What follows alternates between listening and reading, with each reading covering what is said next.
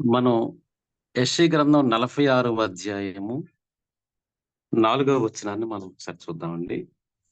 ఇక్కడ వ్రాయబడి ఉంది కదా! ముదిమి వచ్చు వరకు నిన్నెత్తుకొని వాడను నేనే. తల వెంట్రుకలు నెరియు వరకు నిన్నెత్తుకొని వాడను నేనే. నేను చేసి ఉన్నాను. చంక పెట్టుకుని వాడను నేనే. నిన్నెత్తుకొనుచు రక్షించువాడను నేనే అని ఇక్కడ వ్రాయబడి ఉందండి.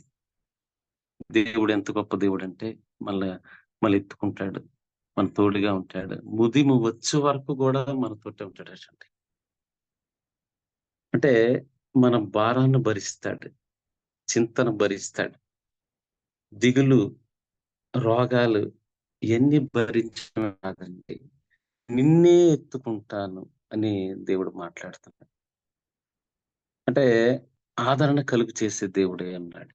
మన సమస్యలను ఆహ్, సాల్వ్ చేసే దేవుడే అన్నాడు. మన మన దగ్గరికి దిగి వచ్చే దేవుడే అన్నాడు. కార్యాలు చేసే దేవుడే అన్నాడు. మనల్ని అధికంగా ప్రేమించినటువంటి దేవుడే అన్నాడు.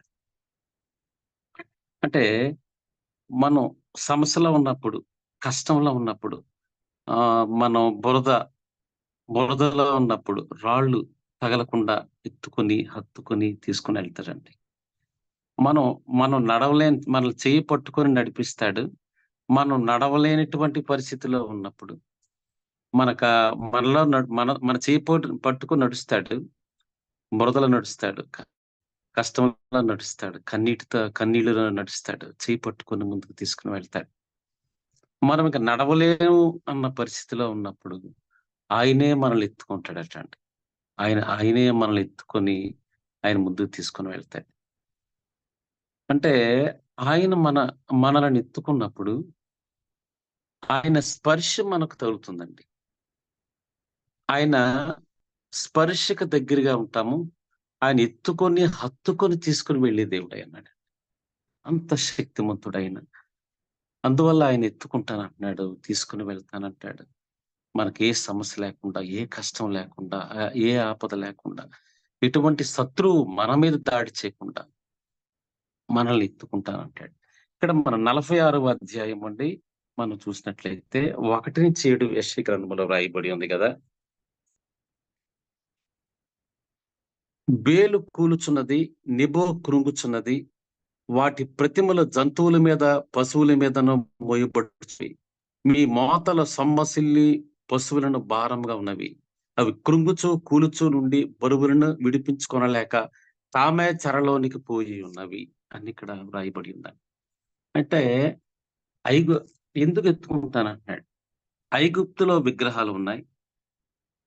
వాటిని ఆహ్, ఎడ్ల బండి మీద తరలించేవాళ్ళు. మనుషులు మోస్తున్నారు వాటిని. వాటిని చేస్తున్నారు. రథాలలో పెట్టి మనుషులే లాగుతున్నారండి. వాటిని పశువులు, మనుషులు, బళ్ళు లాగుతున్నాయి కదండీ. అంటే దేవుడు అంటాడు కదా! నేను సజీవమైన దేవుడను, రోషము గలవాడిని అని చెప్తున్నాడు. అంటే ఆ విగ్రహాల ద్వారా, విగ్రహాల వలన ఆ అపవిత్రత మనకంటకుండా, ఆ చీకటి మనలో ప్రవేశించకుండా, ఆ దుర్నీతి మనలో ప్రవేశించకుండా ఏవండీ మనల్ని ఎత్తుకొని తీసుకొని వెళ్తారట. కారణం ఇక్కడ ఈ అధ్యాయంలో చూస్తే ఐగుప్తులో విగ్రహాలున్నాయి. వాటిని మోస్తున్నారు, లాగుతున్నారు. ఏవండీ ఇవన్నీ చేస్తున్నారు. అంటే దేవుడు చెప్తున్నాడు గదా! నేను సజీవమైన దేవుడను, రోషము గలవాడిని. ముదిమి వచ్చే వరకు నిన్ను నడిపించగలను. నిన్నెత్తుకొని చంకబెట్టుకొని నడిపిస్తానంటాడండి. భారమును మోస్తానంటాడు, భరిస్తానంటాడు. ఆయన స ఆయన సుచరిత కలిగిన దేవుడై ఉన్నాడు. సమర్థుడైన దేవుడై ఉన్నాడు. శక్తి కలిగిన దేవుడై ఉన్నాడు. జీవము కలిగిన దేవుడై ఉన్నాడు. తిరిగి లేచిన దేవుడై ఉన్నాడు. నేనని మాట్లాడిన దేవుడై ఉన్నాడు. సదాకాలము మనతో ఉన్న దేవుడు. నీతో, నాతో, మనతో ఉన్నటువంటి గొప్ప దేవుడండి. అంటే 40 అధ్యాయము 10లో మనం చూసినట్లయితేనండి ఇదే యెషయా గ్రంథం చాలా అద్భుతంగా రాయబడి ఉందండి. 11వ వచనం మనం ఒకసారి చూసినట్లయితే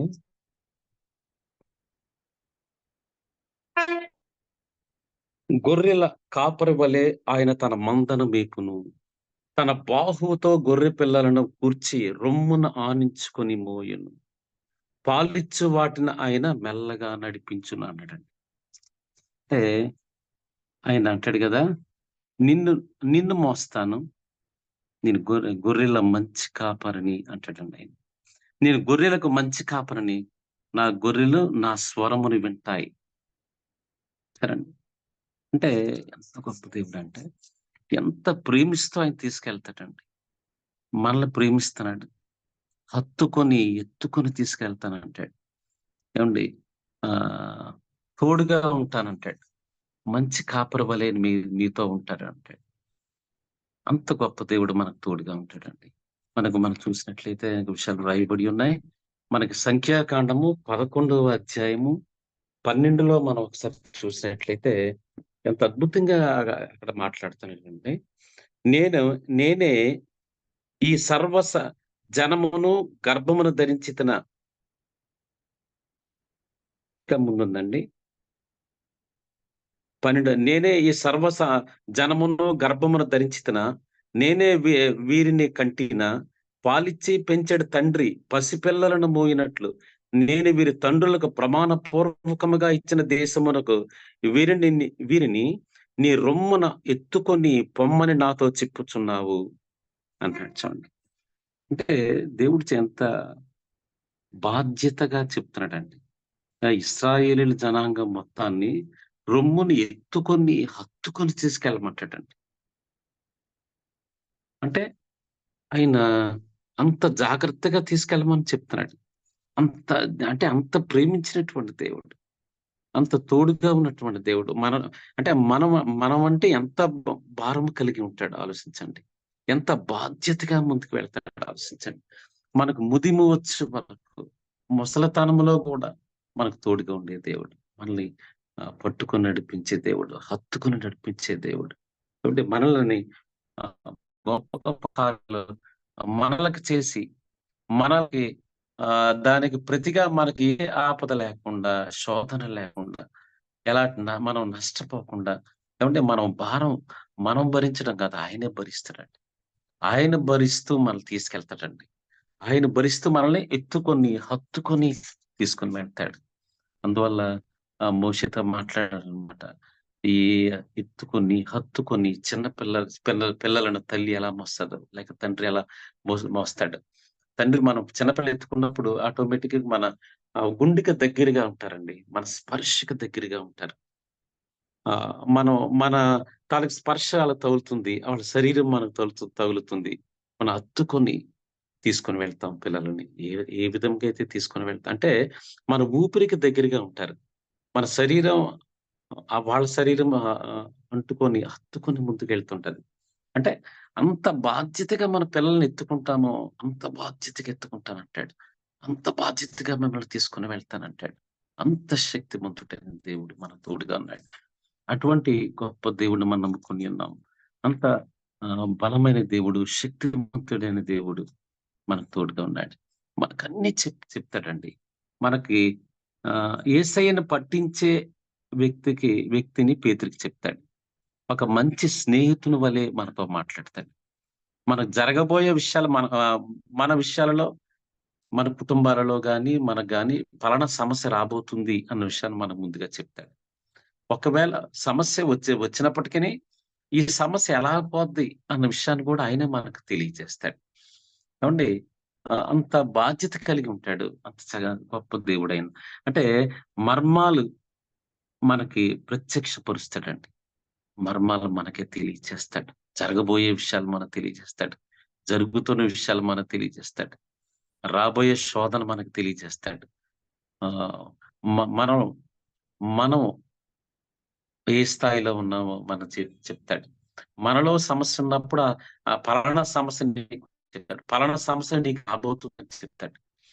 ఆ సమస్య ఎలా పక్కెళ్ళిపోతుందని చెప్తాడు. దాన్ని మనం దేవుని వాక్యము ద్వారా ఏ విధంగా ఆ సమస్యను మనం తొలగించుకోగలము అన్న విషయాన్ని కూడా ఆయన చెప్తాడు. దానికి చిన్న విషయమే. ఆయన దగ్గర మనం ఎంతో భయము, భక్తి కలిగి మనం ఉండగలగాలి. అనేక విషయాలు రాయబడి ఉన్నాయి. నాకు మొర్రపెట్టుము నేను నీకు ఉత్తరం ఇచ్చేదను. నీవు గ్రహింపశక్యము లేని గూఢమైన సంగతులు నేను నీకు బోధిస్తానంటాడు. అంత గొప్ప దేవుడండి. అంటే ఇక్కడ ఇశ్రాయేలీయులని అంతలా తీసుకొని వెళ్ళు అని ఇక్కడ చెప్పినటువంటి దేవుడండి.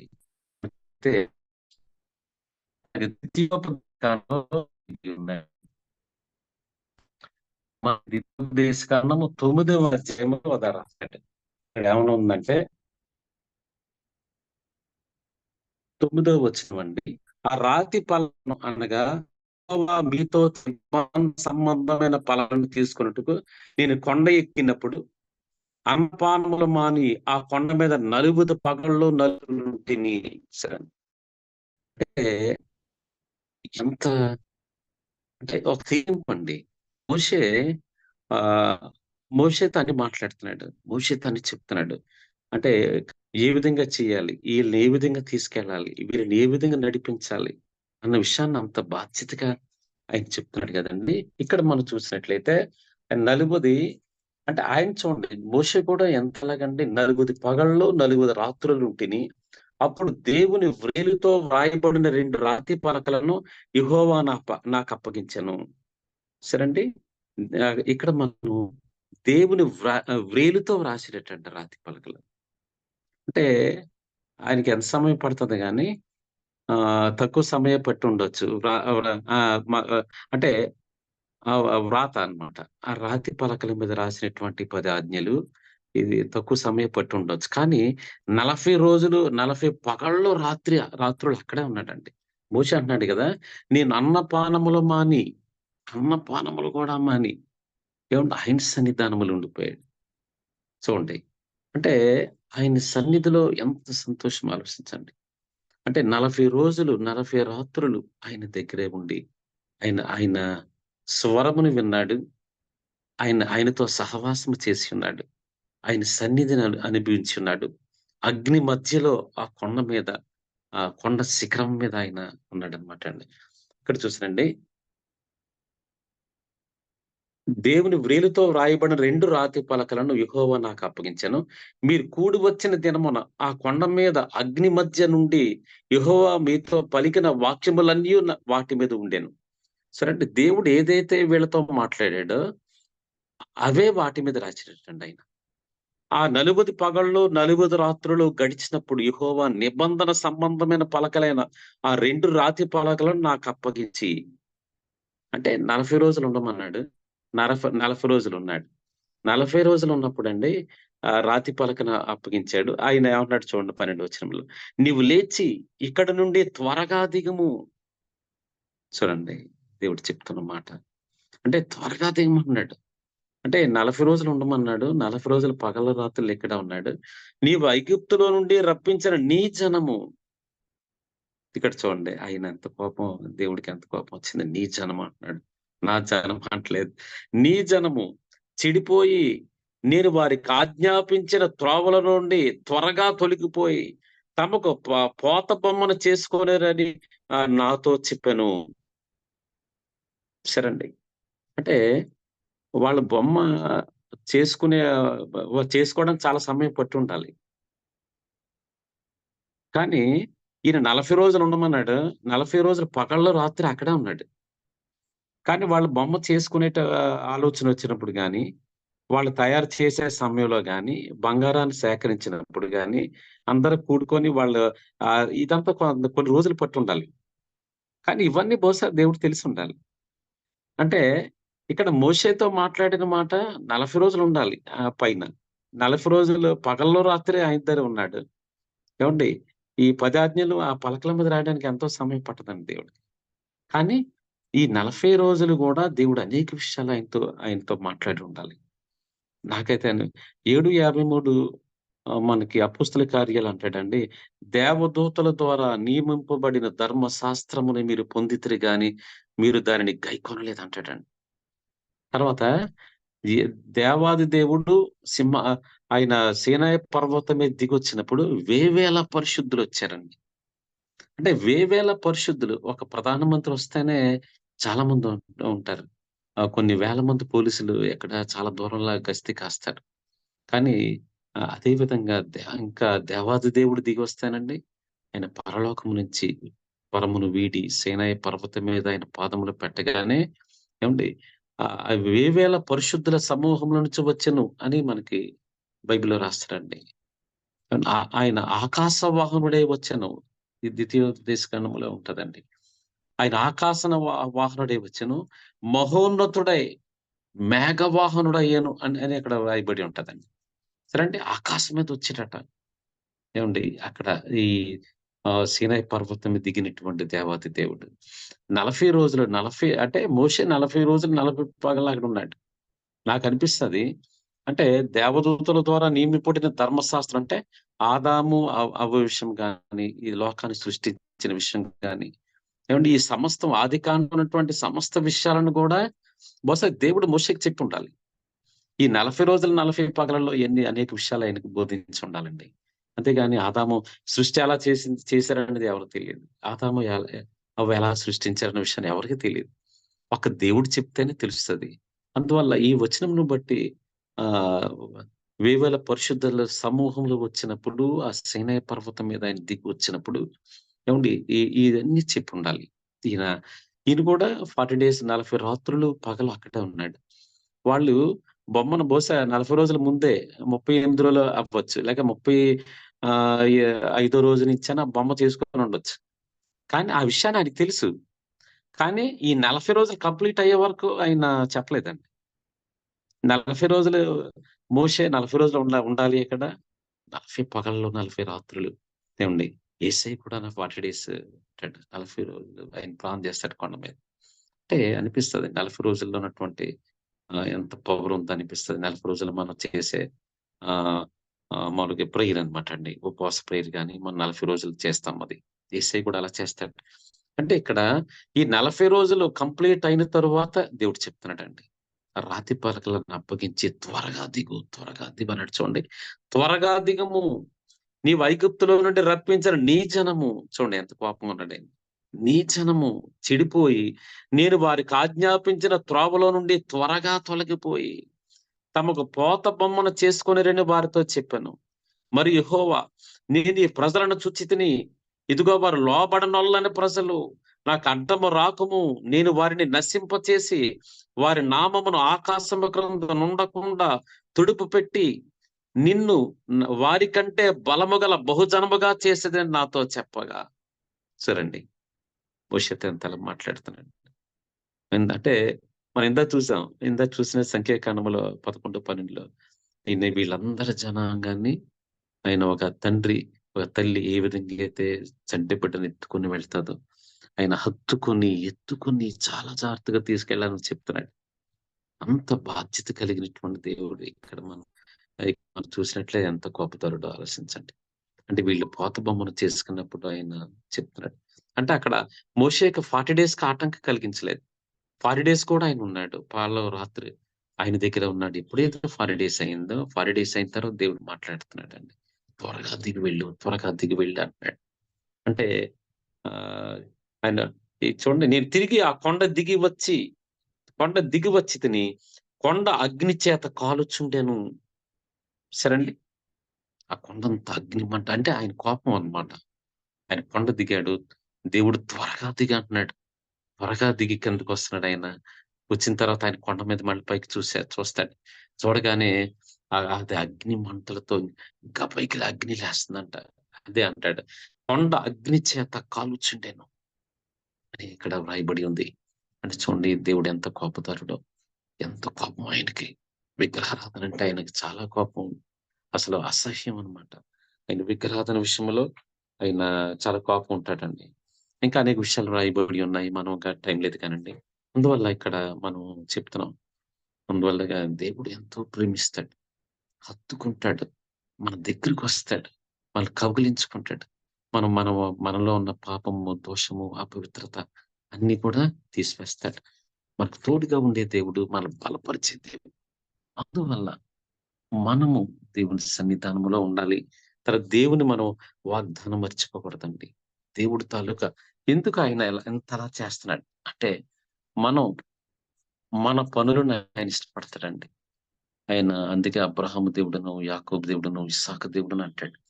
అంటే మనలో ఉన్న మంచిని ఆయన చూస్తాడు. మనలో ఉన్న మంచిని ఆయన ప్రేమిస్తాడు. మన మంచి లక్షణాలను ఆయన విడిచిపెట్టే దేవుడు కాదు. తర్వాత మనం ఎంత ఎంత త్యాగము కలిగి ఉన్నాము అన్న విషయాన్ని ఆయన అబ్జర్వ్ చేస్తాడండి. అంటే ఇక్కడ మనం చూద్దామండి. ఆదికాండము 14వ అధ్యాయము 21లో సొదొమ రాజు అంటాడు అబ్రాహాముతో. చూడండి, సొదొమ రాజు మనుష్యులను నాకిచ్చి ఆస్తిని నీవే తీసుకొనమని అబ్రాముతో చెప్పగా, అబ్రాము ఆకాశమునకును భూమికిని కర్తయ్యను సర్వోన్నతుడును దేవుడైన యెహోవా ఎదుట నా చెయ్యి ఎత్తి నేను అబ్రామును ధనవంతునిగా చేసితివని నీవు చెప్పకుండానట్లు ఒక నూలు పోగైనను చెప్పుల వారైనను నీ వాటిలో ఏదైనా తీసుకొనని ప్రమాణము చేసి. సరే అండి.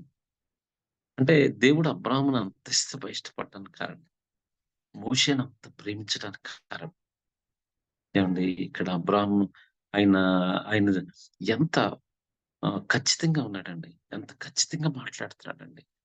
ఆయన సొదొమ రాజు ఆయన మాట్లాడుతున్నప్పుడు మనుషులు నాకిచ్చి ఆస్తిని నీదివే తీసుకోనమని అబ్రాహాముతో చెప్పినప్పుడు ఆయన మాటలు చూడండి 22 వచనంలో అబ్రా ఆకా ఆకాశమునకు భూమికిని కర్తయ్యను.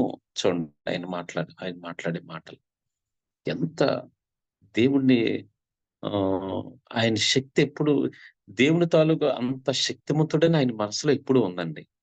ప్రతి క్షణము బహుశా ఆయన శక్తిని, బలమును ఆయన సేవించే అబ్రాహామై ఉన్నాడు. అంటే ఎల్లప్పుడు కూడా దేవుడంటే ఎంతో ఇష్టపడేవాడాయన.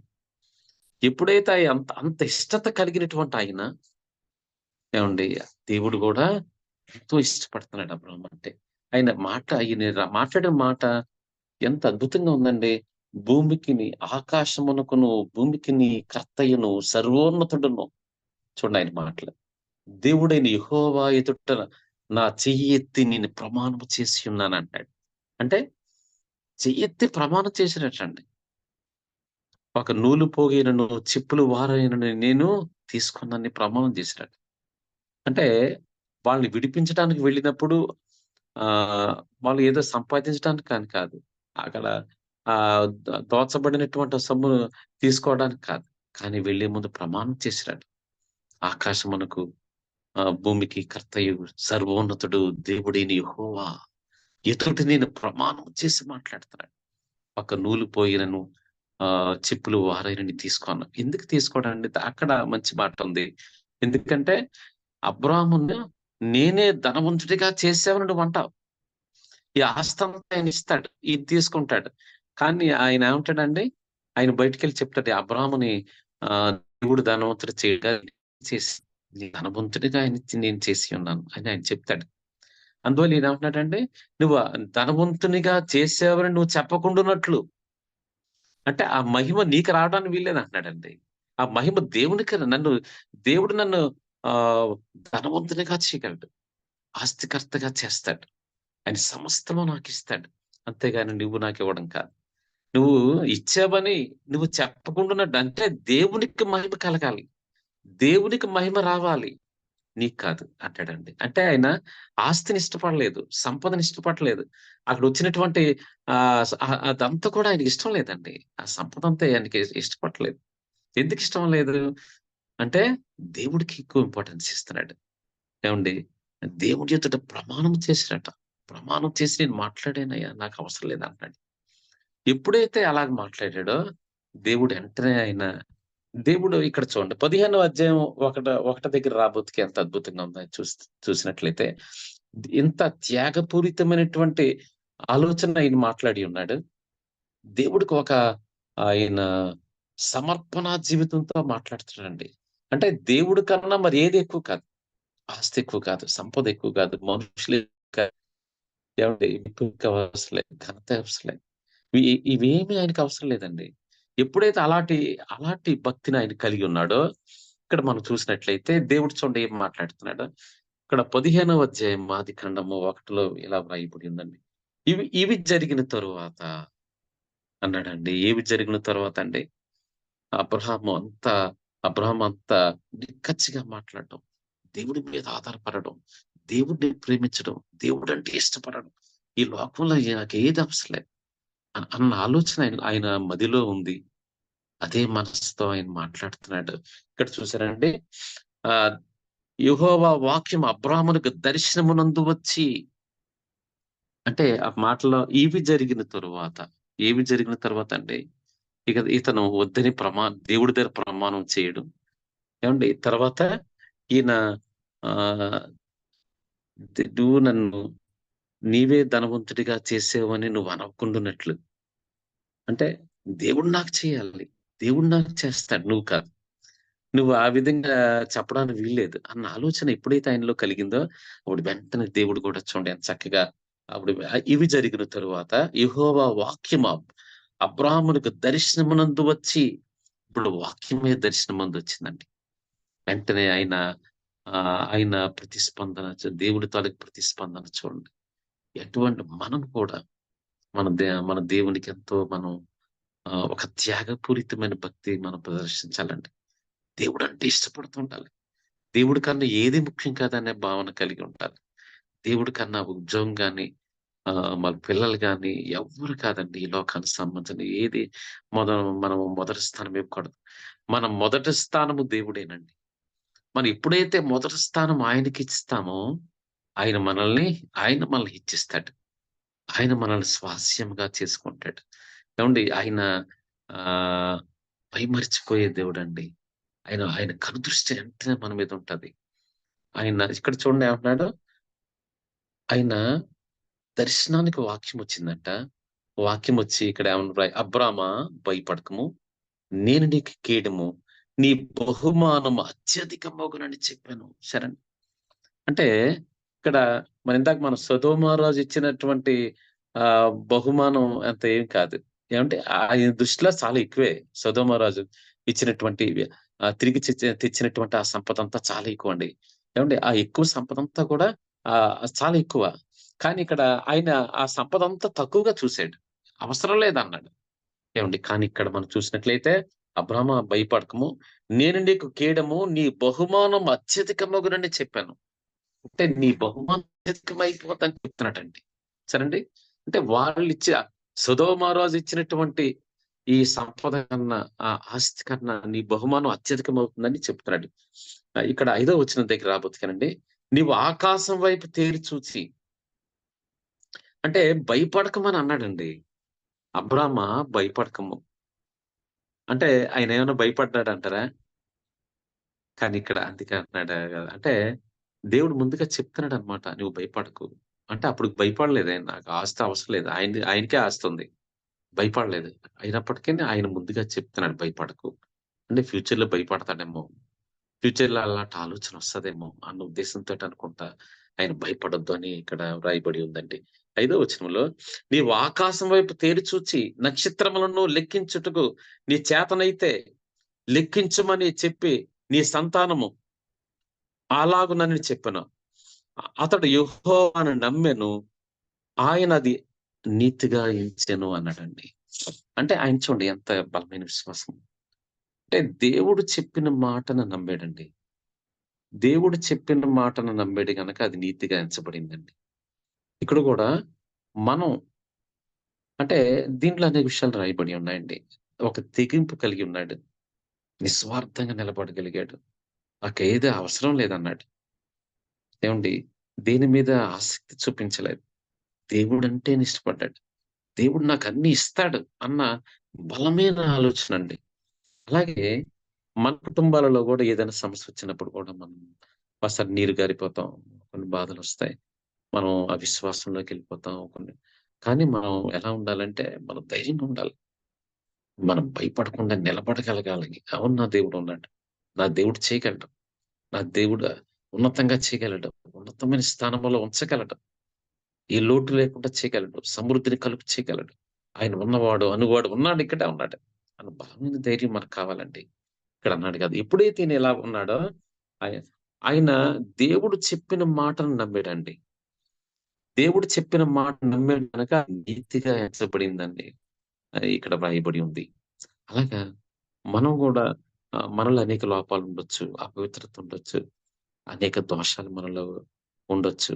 ఏవండీ ఆహ్, కానీ మనలో ఎన్ని ఉన్నప్పటికిని అన్ని యేసయ్య రక్తము ద్వారా ప్రక్షాళన చేసుకొని, యేసయ్య రక్తము ద్వారా మనం కడగబడి, ఆయన సన్నిధానంలో కూర్చొని మనం ప్రార్థన చేస్తున్నప్పుడు, ఆయన అన్నీ మాట్లాడతాడండి. అన్నీ చెప్తాడాయన. ఇలాగా, ఇలాగా.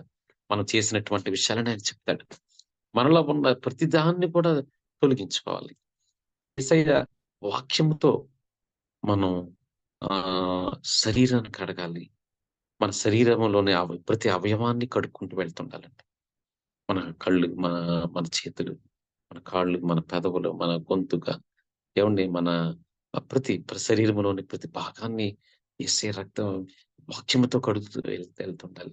హెబ్రీ 10:22లో హెబ్రీలు అంటాడు. అక్కడ చాలా అద్భుతంగా రాశారనమాట. అంటే ఆహ్, మనస్సాక్షికి కల్మషము తోచకుండునట్లు ప్రోక్షింపబడిన హృదయము గలవారమును, నిర్మలమైన ఉదకముతో స్నానము చేసిన శరీరము గలవారమయుండి అంటాడు. అండి అంటే మనస్సాక్షికి కల్మషము తోచకుండానట్లు. మనసు ఎలాంటిదంటే ఏదో ఒక తప్పు ఆలోచనొస్తది. కల్మషం ప్రవేశిస్తది. అవి తే అంటే తప్పుడు ఆలోచనలొస్తుంటాయి. తప్పుడు ఊహలొస్తాయి. తప్పుడు తలంపులొస్తాయి. ఏవండీ అదంతా మనసులోకెళ్ళిపోద్ది. అంతరంగంలోకెళ్ళిపోద్ది. అంతరంద్రియాలలోకెళ్ళిపోద్ది. లోపల దాచబడి ఉంటది.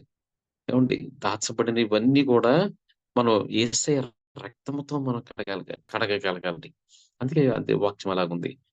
మనస్సాక్షికి కల్మషము తోచకుండానట్లు ప్రోక్షింపబడిన హృదయము గల వారము. అంటే మనం యేసయ్య ప్రోక్షించుకోవాలి. మనం ఎప్పుడైతే ఆహ్, అంటే యేసయ్య రక్తముతో ప్రోక్షించుకున్నట్లయితే హృదయములో ఉన్నవన్నీ వాటి కల్మషాలన్నీ బయటికెళ్ళిపోతాయండి.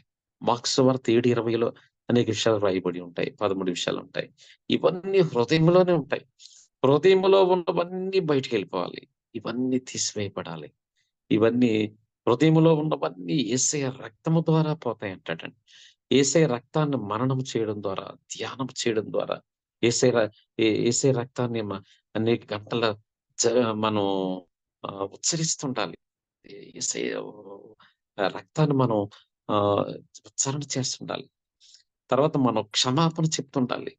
మనకు మనముగా మన హృదయములో ఉన్నవన్నీ మనం ఏంటో మనకు తెలుసు. మనం ఉన్నవన్నీ క్షమాపణలో పెట్టి, హృదయంలో ఉన్నవన్నీ మనం చేసినవన్నీ ఎప్పుడైతే క్షమాపణలో పెడుతుంటామో, మన వాక్యము ద్వారా శరీరాన్ని మనం సరి చేసుకుంటాము.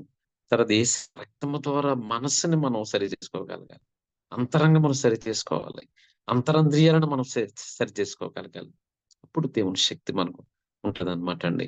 మనకి 1 యోహాను 3:20 20లో ఉంటది. ఏమనంటే, నీ హృదయము ఏ విషయాలలో దోషారోపణ చేయునో, ఆయా విషయములను ఆయన సన్నిధిలో సమ్మతిపరుచుకుందుము అంటాడండి. అంటే మన హృదయము దోషారోపణ చేస్తదట. దేవుడు మనతో మాట్లాడుతున్నప్పుడు మన హృదయము దేవుడితో చెప్తదట. మనలో ఉన్న ప్రతి లోపాన్ని, ప్రతి దోషము, ప్రతి అపవిత్రత, అంతరంగములో ఉన్నవి, మనం చేసిన కల్మషం, ఇవన్నీ కూడా లోపలుంటాయి. ఇవన్నీ మనం హృదయం అనేది దేవుడితో మాట్లాడుతదండి. అందువల్ల మనం ఆయన సన్నిధానములో సమ్మతి పరుచుకుందాం అంటాడక్కడ. ఆయన సన్నిధానములో మనం సమ్మతి పరుచుకోవాలి. మనం ఒప్పుకుంటుండాలి. క్షమాపణ చెప్తుండాలి. ఇవన్నీ మనం కూడా యేసయ్య రక్తము ద్వారా ఇవన్నీ మనకి జరుగుతాయని మనకు రాయబడి ఉంది. ఏమంటే అదే విధంగా మనం అంటే ఇక్కడ మనం చూసినట్లయితే ఇవన్నీ ఎప్పుడు జరుగుతాయండి? మనలో ఒక నిబద్ధత కావాలి. మనం దేవుడి కోసం నిలబడగలగాలి, ఏం చేయాలి? ఆయన బలిపీఠం మీదకి మనం వెళ్ళగలగాలి. ఏవండీ ఏలీయా 12 రాళ్లు తీసుకున్నాడు. బలిపీఠం చేసి ఉన్నాడు. కందకము తవ్వి ఉన్నాడు. బలి పశువుని కట్టెలు పేర్చి ఉన్నాడు. పైన బలి పశువులను వధించి ముక్కలుగా చేసి పైన పెట్టి ఉన్నాడు.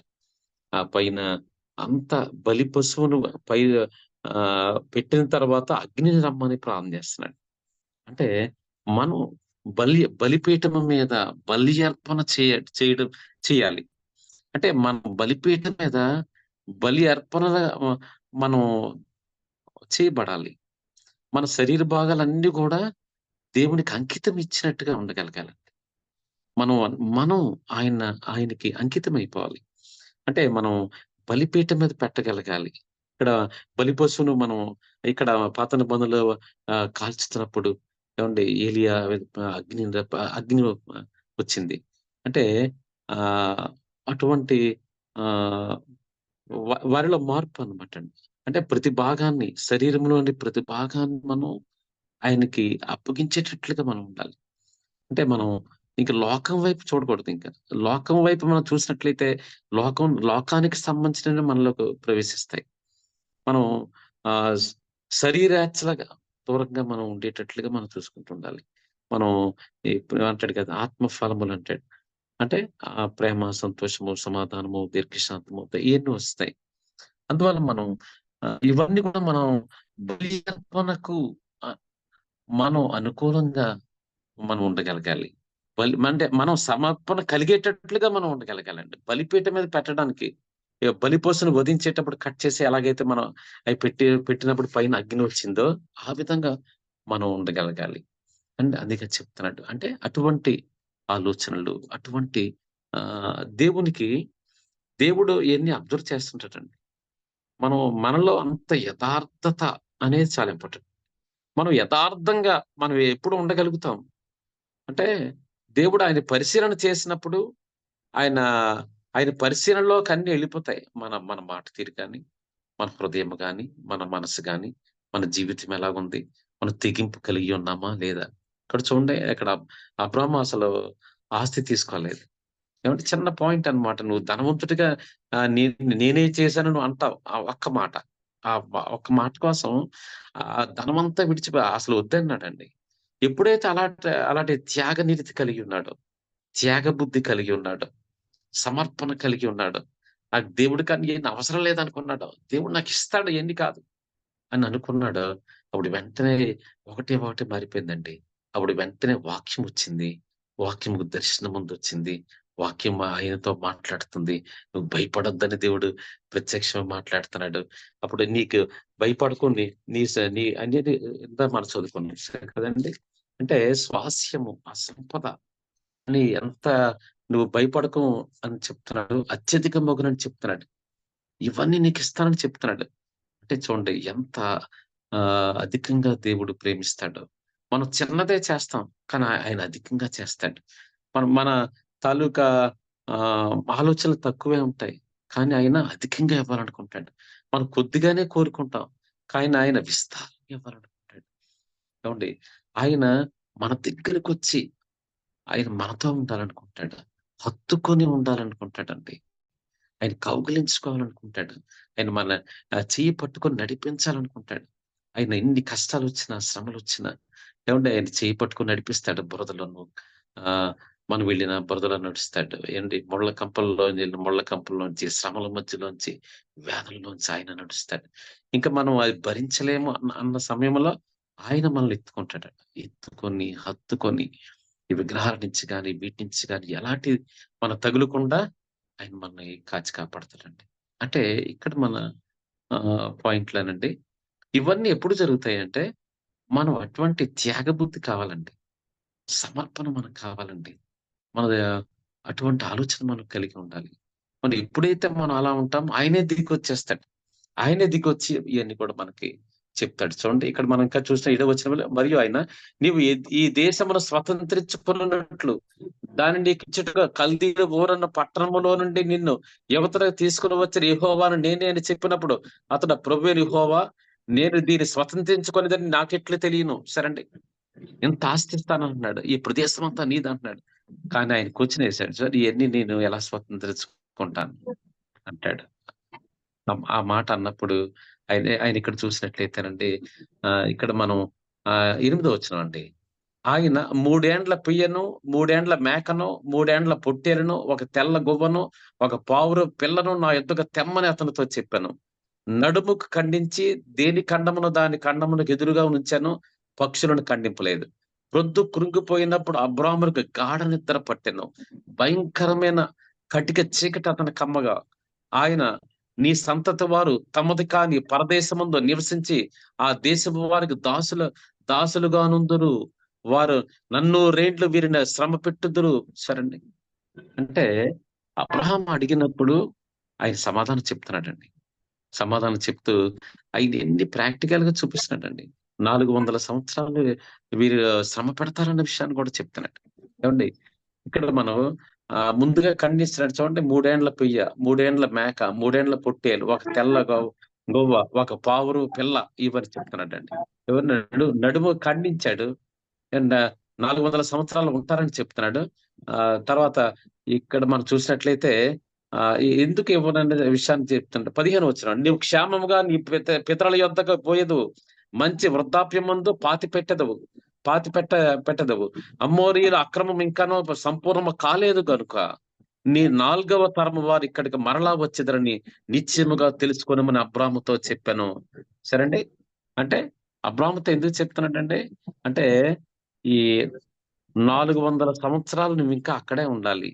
అక్కడ దాసీలుగా ఉండాలి. ఎందుకు ఉండాలని చెప్తున్నాడంటే, అమోరీయుల అక్రమం ఇంకా సంపూర్ణం కాలేదంటాడండి.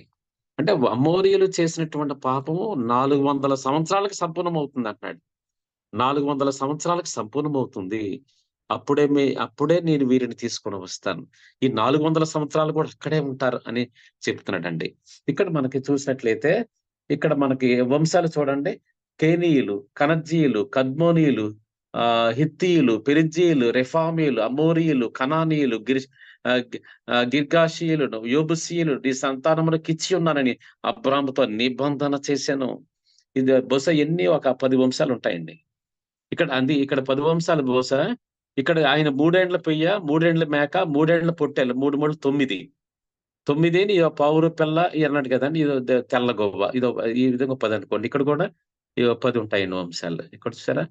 ఇక్కడ మనకి ఆ విధంగా వధించిన తరువాత ఇక్కడ మనం చూసినట్లయితే 17వ వచనం, మరియు ప్రొద్దు కుంగి కటిక చీకటి పడినప్పుడు రాజుచున్న పొయ్యయు అగ్ని జ్వాలయను కనబడి ఆ కన్నముల మధ్య నడిచిపోయాను. సరండి. అతను ఖండించిన తరువాత, బలి అర్పించిన తర్వాత ఆ రక్తము ఆ మధ్యలో నుంచి, ఆ కన్నముల మధ్యలో నుంచి రాజుచున్న పొయ్యే అన్నాడండి. తర్వాత రాజున్న పొయ్యలు అగ్ని జ్వాలయు మధ్యలోంచి నడిచి వెళ్ళేయటండి. అంటే ఈయన ఇశ్రాయేలీయులు కూడా 400 సంవత్సరముల తరం నడిచి వస్తారు. అంటే ముందుగానే దేవుడు అబ్రహాముకి చెప్తున్నాడు, చూపిస్తున్నాడు. ఏమండి, వాళ్ళు ఏ విధంగా ఎందుకు వెళ్ళాలో చెప్తున్నాడు. మళ్ళీ ఎప్పుడు వస్తారో చెప్తున్నాడు. ఎందుకు ఇప్పుడు ఇవ్వను, ఈ ప్రదేశాన్ని ఇప్పుడు ఇవ్వనని ఎందుకు చెప్తున్నాడండి. ఇంకా అమోరీయుల అక్రమం ఇంకా ఉంది. 400 సంవత్సరాల వరకు అక్రమం ఇంకా ఉంది. అక్రమం అయిన తర్వాత తెస్తానంటున్నాడు. ఇప్పుడు ఈ 10 వంశాలలో ఇక్కడ అమోరీయులు ఉన్నారు చూడండి. అమోరీయులు ఈ 10 ఇక్కడ వాళ్ళు ఇచ్చినటువంటి సంతానంలో 10 మంది ఉన్నారు. అమోరీయులు ఉన్నారు. వీళ్ళందరిలో ఒక ఎత్తు అయితే, అమోరీయుల పాపం ఇంకా సంపూర్ణం కాలేదు, సంపూర్ణం అవ్వాలి. అందుకు 400 సంవత్సరాలు మీరు ఐగుప్తులో ఉండాలి అంటున్నాడు. వీళ్ళు 400 సంవత్సరాలు అక్కడ దాసులుగా ఉంటారంటున్నాడు. వాళ్ళందరూ నేనే తీసుకొస్తానంటున్నాడు. వాళ్ళందరికీ నేను మిక్కిల ఆస్తి వాళ్ళు తీసుకొని వస్తారని చెప్తున్నాడు. అంటే అబ్రాహాముతో ముందుగా చెప్తున్నాడండి. అంటే అబ్రాహాం ఎప్పుడైతే ఆయన తెగింపు కలిగి ఉన్నాడో, ఆయన ఎప్పుడైతే ఆస్తిని వదులుకొని ఉన్నాడో, ఆయన ఒకటి అని చెప్తున్నాడండి, మాట్లాడుతున్నాడు. ఆయన అన్ని వివరిస్తున్నాడు. ఈ ఆస్తిని నీకు ఇస్తానన్నాడు. ఎప్పుడు ఇస్తామన్నప్పుడు ఏని చెప్తున్నాడు. సరండి. ఇప్పుడు ఎందుకు ఇవ్వనని చెప్తున్నాడు. ఎంత గొప్ప దేవుడు అంటే, ఇక్కడ ముందుగానే అబ్రహాం చూసి ఉన్నాడు. ముందుగానే అబ్రహాం కనే దేవుడు చెప్పి ఉన్నాడు. ఇక్కడ రాజుచున్న పొయ్యును అగ్ని జ్వాలయును కన్నముల మధ్య నుంచి ఎలాగెళ్ళిపోయే నడుచుకుంటూ అన్నాడు. నడుచుకుంటూ వెళ్ళే ఇశ్రాయేలీయులు కూడా నడుచుకుంటూ వాళ్ళు 400 సంవత్సరాల తర్వాత వచ్చారు. అంటే 400 సంవత్సరాలు అక్కడ ఉండాలి. అంటే ఆ నిబంధన ఈయనతో చేసి ఉన్నాడండి. ఇక్కడ మనకి ఇదే విషయాన్ని మనకు అంటాడు. మనకి 19వ వచనం ఇదే అధ్యాయంలో, నీ సంతానమునకు ఇచ్చి ఉన్నానని అబ్రాహాముతో నిబంధన చేశాను అంటాడు. అంటే దేవుడి నిబంధన ఎంత అద్భుతం ఆలోచించండి. దేవుడు అబ్రహాముతో చేసినటువంటి నిబంధన మనతో కూడా ఉంది. మనతో కూడా నిబంధన చేసి ఉన్నాడు. అబ్రహాము ఎలాగైతే తెగింపు కలిగి ఉన్నాడో, దేవుడంటే అధికమైన ఇంపార్టెన్స్ ఆయన ఈ విధంగా ఇచ్చి ఉన్నాడు. ఏమండి, ప్రథమ స్థానాన్ని ఎప్పుడైతే దేవుడికి ఇచ్చి ఉన్నాడు. మహిమ అనేది మనుషులకే కాదు, దేవుడికే కలగాలి అని ఆయన ఆలోచన ఎప్పుడైతే కలిగి ఉన్నాడో, ఆయన దేవుడు ఒకటి ఆయనకి ఆయన ఆయన హెచ్చించుకుంటూ, నిబంధన చేసుకుంటూ ఆయన తీసుకొని వెళ్తున్నాడండి. అంటే ఎంత నిబంధన అనేది ఎంత ఇంపార్టెంట్ ఆలోచించండి. ఏమంటే ఆయనతోటి నిబంధన చేస్తున్నాడు. ఏవండి ఆయన గూడా అంత ఖచ్చితంగా ఆయన చెప్తున్నాడు సరండి. ఆకాశమునకు, భూమికియు కర్తయ్యును, సర్వోన్నతుడైన ఏవండి అని చెప్తున్నాడు. ఇందాక మనం చదువుకున్నాం.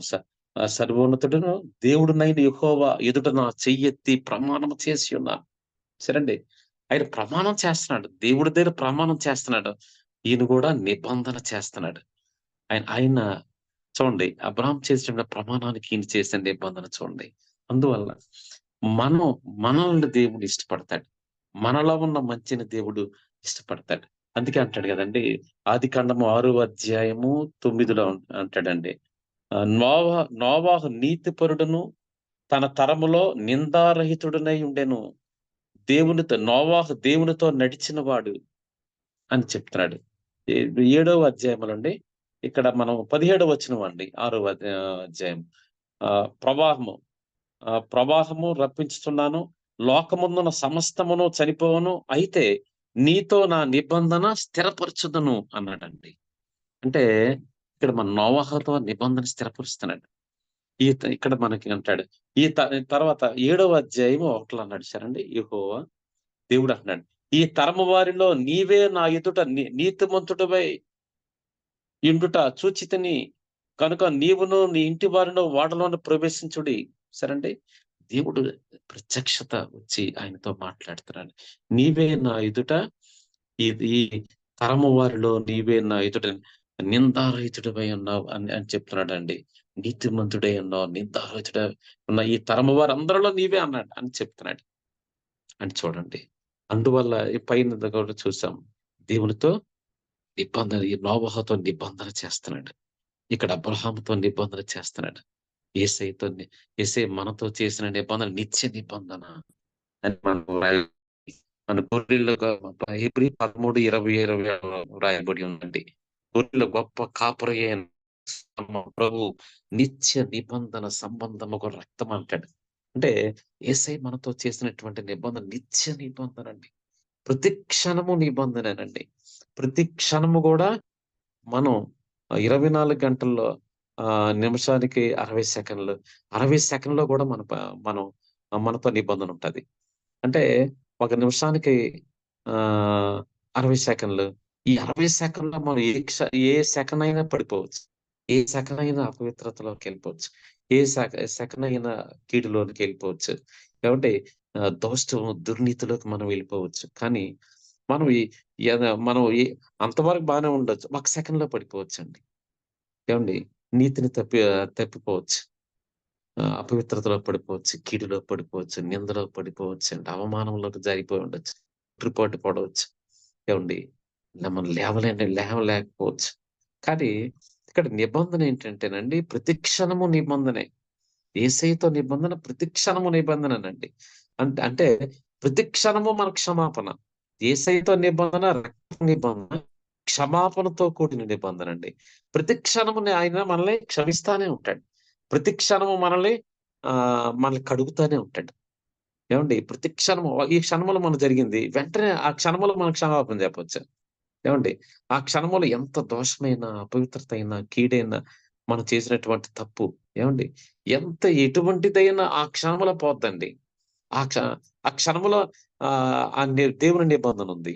నిత్య నిబంధన ఉంది. ఆ క్షణంలో ఆ తప్పును కడిగివేసే నిబంధన అది.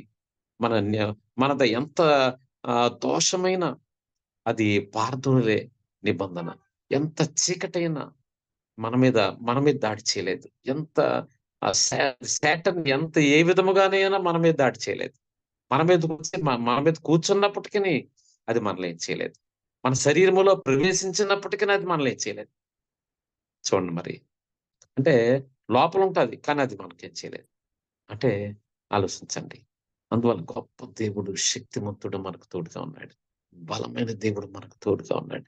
అందువల్ల మనం ఒక నిబంధన పెట్టుకొని ఒక 3 రోజులు ప్రేయర్ చేస్తున్నాం అనుకున్నాం అనుకోండి. ఆ 3 రోజులు ఖచ్చితంగా చేయాలండి. దేవుడికి మనం దేవా నేను 3 రోజులు ప్రార్థన చేస్తాను అని మనం అనుకున్నాం అనుకోండి.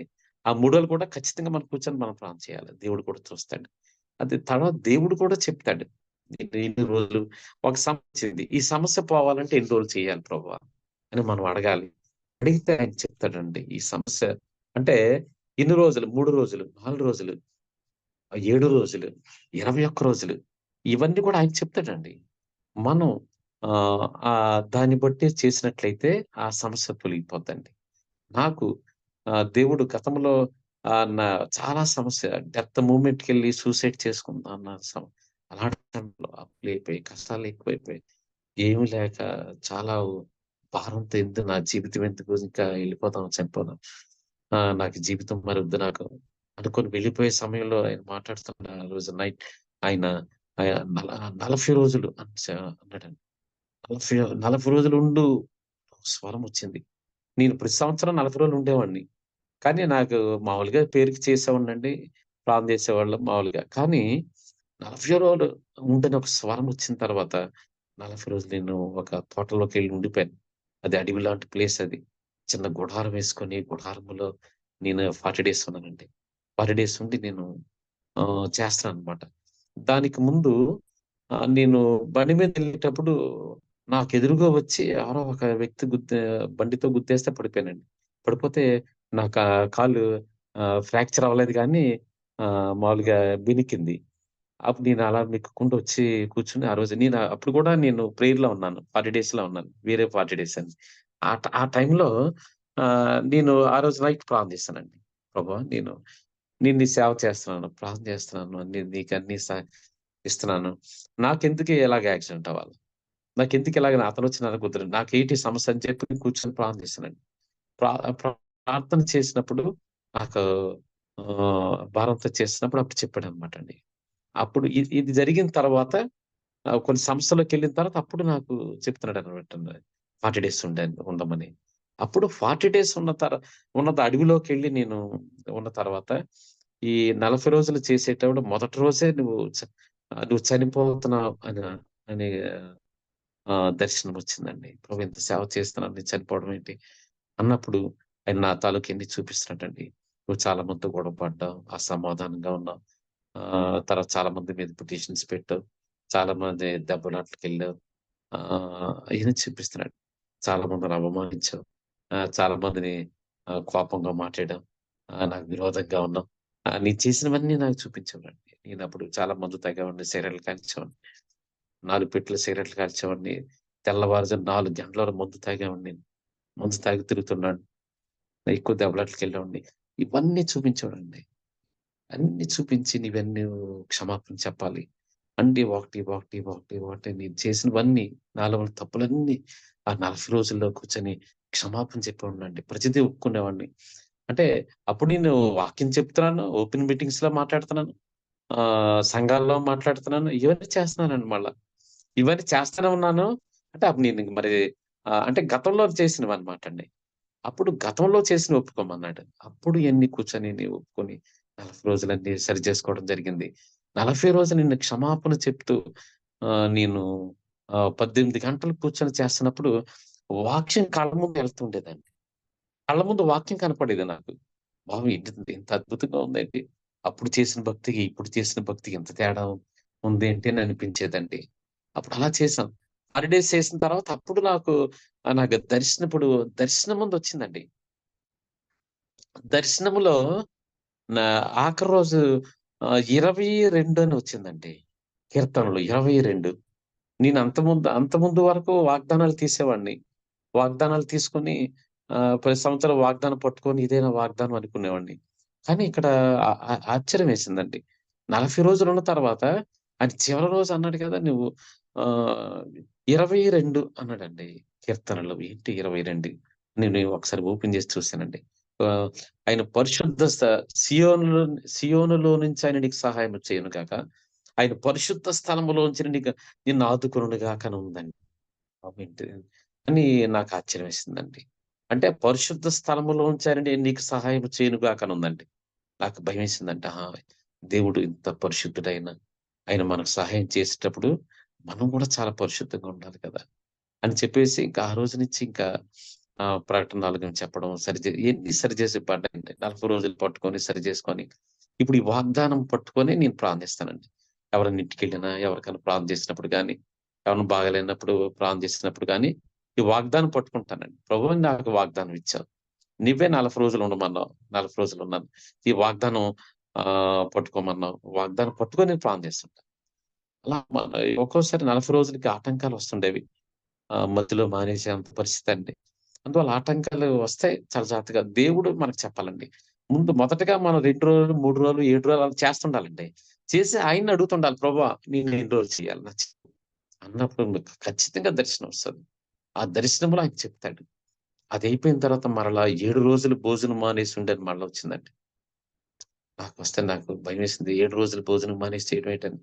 అప్పుడు ఇంటికెళ్ళిపోయి మళ్ళా నేను వచ్చానండి. మళ్ళా తోట మా ప్లేస్‌లో ఉంటది. ఒక అడవిలా ఉంటది. ఆ ప్లేస్‌లో కూర్చొని 7 రోజులు భోజనం మానేసి చిన్న గుడారం వేసుకొని, ఆ లోపల బయట ఇంకెవరు కనపడరండి. గుడారం లోపల నేనే ఉంటాను. ఇంకా బయటోళ్ళు ఎవరు కనపడరింకా. ఇంకేది కనపడదు. ఆ లోపలే ఉండాలి. ఆ విధంగా 7 రోజులు భోజనం మానేసి అంటే నేను ప్రార్థన చేశాను. ప్రభు అలా కాదు నేను మామూలుగా సగ్గుబియ్యం ఒక గ్లాస్ తాగుతాను రోజుకని నేను దేవుడిని అడిగి ఆ సగ్గుబియ్యం తాగి 7 రోజులు నేను చేశానండి. 7 రోజులు చేసినప్పుడు, ఆ 7 రోజులు కూడా 18 గంటలు కూర్చొని చేసేవాడినండి. 18 గంటలు కూర్చొని చేస్తున్నప్పుడు అనేక విషయాలు ఆయన మాట్లాడుతుండేవాడు. వచ్చిన ప్రతి విషయాన్ని నేను బుక్‌లో రాసుకుంటూ ఉన్నానండి. రాసుకున్న తర్వాత ఆఖరి రోజు న ఒక స్వరంలాగొచ్చిందండి. స్వరంతో వచ్చి ఆయన మాట్లాడుతున్నాడు. నీకు స్పిరిట్ మీద నీకు పవర్ ఇచ్చాను. ఏవండీ నా కుమారులు బలహీనులు కాదు బలవంతులు. అని ఆ రోజు ఆఖరి రోజు స్వరమొచ్చిందండి. అది వచ్చిన తర్వాత అది నేను ఇంకా ఏడవ రోజు ముగించి వెళ్ళిపోయేటప్పుడు నాకు దర్శనాలొస్తుండేవి. ఆహ్, ఎక్కువ విత్తనాలు కనిపిస్తున్నాయండి. విత్తనాలు కనిపిస్తుండేవి. ఏంటి విత్తనాలంటే ప్రార్థన చేసినప్పుడు "నువ్వు విత్తాలి" అని చెప్పేవాడు. "నువ్వు వెళ్ళాలి" అని చెప్పేవాడు. "నువ్వు నువ్వు వాళ్ళకి వాక్యం చెప్పాలి. నువ్వు వెళ్ళాలి" అని దర్శనాలొస్తుండేవి. అది రాస్తుండేవాళ్ళం. అది అయిపోయిన తర్వాత నేను ఆహ్, ముగించి ఇంటికెళ్ళానండి. ఇంటికెళ్ళిన తర్వాత మళ్ళా నాకు దర్శనం వచ్చింది కదా! "నువ్వు సస్పెండ్ అయిపోతున్నావు జాబ్‌లో" అన్నాడు. "ఏం ప్రభు నేను సస్పెండ్ అవ్వాలి. నేను సస్పెండ్ అవ్వడం ఏంటి? నేను చేసిన పొరపాటేంటి?" నేను మళ్ళా దేవుడిని అడిగి ప్రార్థిస్తే, ఆయన నాకు దర్శనాలొస్తుండేవి. "ఇంకా నీకు 3 నెలల టైముందన్నాడు." మళ్ళా ఇంకా నెల టైముందని ఓటి 20 రోజులు టైముందని వస్తుండేది. 2 రోజులే టైముందని వస్తుండేది. దర్శనం వస్తుండేది. నేనన్నీ బుక్‌లో రాస్తుండేవాడిని. అంటే 2 రోజులు సస్పెండ్ అయిపోతాననమాట. నాకు అర్థమయ్యేది కాదు. అప్పుడు మామూలుగా నేను కాలేజ్‌కెళ్ళాను. ఇలా కూర్చున్నాను. ఆహ్, నేను ఆ టైంలో నేను ప్రిన్సిపాల్ కాదు. నేనేమి వార్డెన్ కాదు. నాకేమి కాదు. నేనెలా సస్పెండ్ అవుతాను? దేవుడా సస్పెండ్ అవుతావు అంటున్నాడు. నేనెలా సస్పెండ్ అవుతాను? నేను ఆ రోజు ఎళ్ళానండి. ఆ రోజు ఎళ్ళగానే ప్రిన్సిపాల్‌ని ఇంకొకాయన ఆయన్ని సస్పెండ్ చేయకపోయి నన్ను చేసారండి ఆ రోజు. ఆయన ఆ రోజు కాలేజీ రాలేదు. అందరూ లెటర్ రాసి సంతకం పెట్టి ఇచ్చేయండి అని ఒక ఆవిడొచ్చి ఆఫీసరొచ్చి అడిగింది. అడిగితే వాళ్ళెవరో సంతకం పెట్టలేదు. నేనే స్టాఫ్ సెక్రటరీ. నేను మాట్లాడాను. అమ్మ రిటైర్ అయిపోతారండి ఒకసారి ఆలోచించండి అంటే, ఆవిడ కోపమొచ్చింది నా మీద. కోపమొచ్చి నా మీద రాసింది. ఆవిడ ప్రిన్సిపల్ సెక్రటరీ రేమండ్స్ పీటర్ అని ఉండేవాడు. ఇప్పుడు అక్కడ రిటైర్ అయిపోయారాయన. ఆయన దగ్గరికెళ్ళి నా ఈయన రెక్లెస్‌గా మాట్లాడారని చెప్పేసి లెటర్ ఇచ్చి ఆహ్, తెల్లారి నెట్‌లో వచ్చిందండి సస్పెండెడ్ అని. మాకర్థం కాలేదు. అర్థం కాక కోర్ట్‌కని సబ్మిట్ చేద్దామని ఫైల్ అంతా తయారు చేసుకొని కోర్ట్‌కెళ్తాను రెడీ అయిపోయి ఆ రోజు నేను పడుకుంటే ఆ రోజు దర్శనం వచ్చిందండి. కలొచ్చింది. ప్రార్థన చేశాను. ఆ కలలో దేవుడు మాట్లాడుతున్నాడనమాట. "నేనే నీకు సస్పెండ్ చేశాను" అన్నాడు. ఓహ్! ఏంటి ప్రభు అంటే నీకు చెప్పాను గదా! దర్శనాలు నువ్వు అంటే చూడండి ఎలా మాట్లాడుతున్నాడో. ఏం ప్రభువా నేనేం తప్పు చేశాను? అంటే నువ్వు ఈవిల్ స్పిరిట్స్ మీద పవర్ అడిగావు గదా! నా సేవకు నువ్వు సమర్పించుకున్నావు. నిన్ను పిలిచి ఉన్నాను. నిన్ను వాడుకుంటాను. అందుకు నువ్వవ్వాలి. ఏం తప్పు చేశా అంటే 22 సంవత్సరాలలో నాతో సర్వీస్ చెప్తున్నాడండి. 22 సంవత్సరాలలో నీవు కాలేజీకి 9 గంటలకెళ్ళాలి. కానీ 10 గంటలకెళ్ళావు. కానీ అక్కడ స్కూలుకెళ్ళిన తర్వాత నువ్వు సంతకం పెట్టేసి, మధ్యాహ్నం చేసి ఇంటికెళ్ళిపోయావు. ఒక్కోసారి సంతకాలు పెట్టి ఉదయాన్నే సంతకాలు పెట్టేసి ఎళ్ళిపోయావు అంతే. మళ్ళీ రాలేదు. ఆ విధంగా 22 సంవత్సరాల తాలూకు పీరియడ్‌నంతటిని 3:30 నెలలను లెక్కెట్టాడండి. నువ్వు 22 సంవత్సరాల్లో 3:30 నెలలు సరిగ్గా నువ్వు చేయలేదు గనక నువ్వు సస్పెండ్ అవ్వాల. నేను నీతిమంతుడని దేవుడు అన్నాను. అమ్మ బాబోయ్! ఇంత ఉందేంటి అనుకుంటే నాకు కరెక్ట్ గా 3.5 నెలలే సస్పెండ్ అయినానండి. 3.5 నెలల తర్వాత మళ్ళా వాళ్ళు పోస్టింగ్ ఇచ్చారండి. పోస్టింగ్ ఇచ్చి నాకెక్కడేశారండి, నేను లోకల్ అడిగితే ఒక ఈవిల్ అటాక్స్ ఉన్న ఏరియాలో ఏశారంట. అక్కడికెళ్ళిన తర్వాత స్టార్ట్ అయిందండి. అక్కడ రకరకాల శక్తులు ఉన్నవారు నా దగ్గరికి వస్తుండేవాళ్ళు. అక్కడి నుంచి స్టార్ట్ అయిందనమాట అండి. ఆ విధంగా సాలూరు అని చాలా ఇంటీరియర్ ప్లేస్ అది. ఇలా చూడండి, దేవుడు అంటే వాగ్దానం ఎంత బలంగా ఉంటదో చూడండి. కష్టాలుంటాయి, కన్నీళ్లుంటాయి, లేవలేము. ఆహ్, ఒకసారి బాధ అనిపిస్తది. నాకెందుకీ బాధలు అనిపిస్తుంటది. కానీ ఆ దేవుని వాగ్దానములో పవర్ ఉంటదండి. దేవుని వాగ్దానం శక్తివంతమైనదే ఉంటది. అందువల్ల ఆయన చెప్పినట్లుగా మనం ముందుకు నడుచుకుంటూ వెళ్ళిపోవాలి. ఆయన ఆయన మనం ఆయనే మనకు చెప్పాలండి. మనం సొంతగా మనం వెళ్ళడం కాదు. ఆయనే చెప్పాలి. ఇన్ని రోజులుండు, ఇన్ని రోజులు చెయి. నాకేమనిపిస్తదంటే, ఇక్కడ మోషే గూడా 40 పగళ్ళు, 40 రాత్రులు అక్కడున్నాడు. ఉన్నప్పుడు బహుశా మధ్యలోనే వాళ్ళు బొమ్మను చేసుకుంటున్నారు, రెడీ అయిపోతున్నారు, బంగారాన్ని సేకరిస్తున్నారు, అన్నీ పోత పోస్తున్నారు. ఇయన్నీ బహుశా 10 రోజులు అయ్యుండొచ్చు. కానీ దేవుడు డిస్టర్బ్ చేయలేదండి. 40 రోజులు సంపూర్తి అయిన తరువాత మాట్లాడుతున్నాడు. 40 పగల్లో 40 రాత్రి అయిపోయిన తర్వాతే త్వరగా దిగమంటున్నాడండి. ఆ ముందు రోజు చెప్పలేదు, 10 రోజుల ముందు చెప్పలేదు, ఆళ్ళు తయారు బొమ్మను చేసుకోక ముందు కూడా చెప్పలేదు. చూసారండి? అంటే ఇది 40 రోజులు డిస్టర్బ్ చేయడానికి ఇష్టం లేదు. 40 రోజులు మోషే అగ్నిలో ఉండాలి. 40 రోజులు ఆయన ఆయన సన్నిధిలో ఉండాలి. ఏవండీ 40 రోజులు ఆ బలమైన శక్తి ఆయనలోనికెళ్ళాలి. ఏవండీ ఇంతలా నడిపించాలి. యేసయ్య కూడా చూసారండి, 40 రోజులు ఆయన ప్రార్థన చేస్తాడు. ఎంత అద్భుతమో ఆలోచించండి. ఇవన్నీ ఆలోచిస్తే చాలా అద్భుతం అనిపిస్తదండి. అందువల్ల మనం అప్పుడప్పుడు మనం ప్రార్థన చేయాలి. దేవుణ్ణి అడుగుతుండాలి. ఏంటి అని చెప్తుండాలి. ఓకే. ఈ 2 రోజులు ఎంత వేదనంటే అక్కడ దాసరపల్లిలో చాలా ప్రాబ్లమ్స్ అన్నమాట. చాలా చిక్కుల్లోకెళ్ళిపోయారు. బాధలోకెళ్ళిపోయారు. డెత్ మూవ్‌మెంట్ వచ్చింది. ఒకళ్ళ మీద ఒకళ్ళకి ఈవిల్స్ అన్నమాట. అది ఒకరికైతే ఒక ఒక దెయ్యం మాట్లాడుతుందన్నమాట. లోపలుండి ఒక ముస్లిం లోపల ఒక చికెన్‌లో పెట్టారు. చికెన్‌లో పెడితే అది లోపలికెళ్ళిపోయి కడుపులో ఉంది. కడుపులో ఉండి మాట్లాడుతుంది, నేను బయట రానని. ఎందుకు నువ్వు బయట రావంటే, నేను బయటికి రాలేను, కడుపులో ఉన్నాను, కడుపులోకి పంపించారు. కనీసం ఒక 10, 15 ఒక 10 ఈవిల్స్ అన్నీ బయటకొచ్చేసాయండి. 10 పైనే ఉంటాయి. చూసారా? నాకు ఆశ్చర్యమేసింది. ఏంటి ప్రభువా ఇంత అద్భుతం! అంటే ఎంత ప్రియమైన దేవుడండి ఆయన. అందువల్ల ఏ చీకటి మనల్ని ఏం చేయలేదు. ఎంత లూసిఫర్ గూడా మనల్ని ఏం చేయలేదు. అంటే ఆయన ఆత్మ శక్తి బలం, ఆత్మ బలము పరిశుద్ధాత్మ దేవుడు ఉంటాడండి. మనల్ని ఎలా పెడతాడు? ముక్తులు అసలు మనం కూడా దేవుడి కోసం ఏదైనా చేయాలండి. దేవుడి కోసం నిలబడాలి. ఏ సమయం మనం వెళ్ళిపోవాలి. సమయము, అసమయం, సందర్భం దేవుడి కోసం మనం ఏ సమయంలో పని చేస్తే ప్రార్థన చేయాలి. మొత్తం అయినప్పుడు కూర్చొని చేయగలగాలి. ఎంతైనా 1 గంట 2 పట్టుకోవాలి. తెల్లవారుజామున అవసరమైతే 2, 3 వరకు పట్టుకోగలగాలి సమయం అయినప్పుడు. అవసరమైతే 2, 3 రోజులు కూర్చొని మనం చేయగలగాలి. కూర్చొని వాక్యం పట్టుకొని చదువుతూ మాకెందుకొచ్చింది చెప్పు ప్రభువా? మాకు ఈ సమస్య ఎందుకు? లేకపోతే వాళ్ళకెందుకు ఈ సమస్య వచ్చింది? అని మనం భారం కలిగి మనం ప్రార్థన చేయగలగాలి. ఏవండీ మనం బైబిల్ అందుకనే విషయాలు రాయబడి ఉన్నాయి. ఏవండీ మనం స్థిరంగా కూర్చొని మనం ప్రార్థన చేయగలగాలి. పట్టు వదలకుండా మనం ప్రార్థన చేయగలగాలి. ఏవండీ నిరాశ, నిస్పృహ మనలో ప్రవేశించకుండా మనం ప్రార్థన చేయగలగాలి. మనం వాక్యం పట్టుకొని మనం ఎప్పుడైతే ప్రార్థన చేస్తున్నామో కార్యాలు మనం చూస్తామండి. ఆయన కార్యాలు మనకు చూపిస్తాడు అంతే. చూపిస్తాడు. మనం అంత బలమైన దేవుడు మనకు తోడుగా ఉన్నాడు.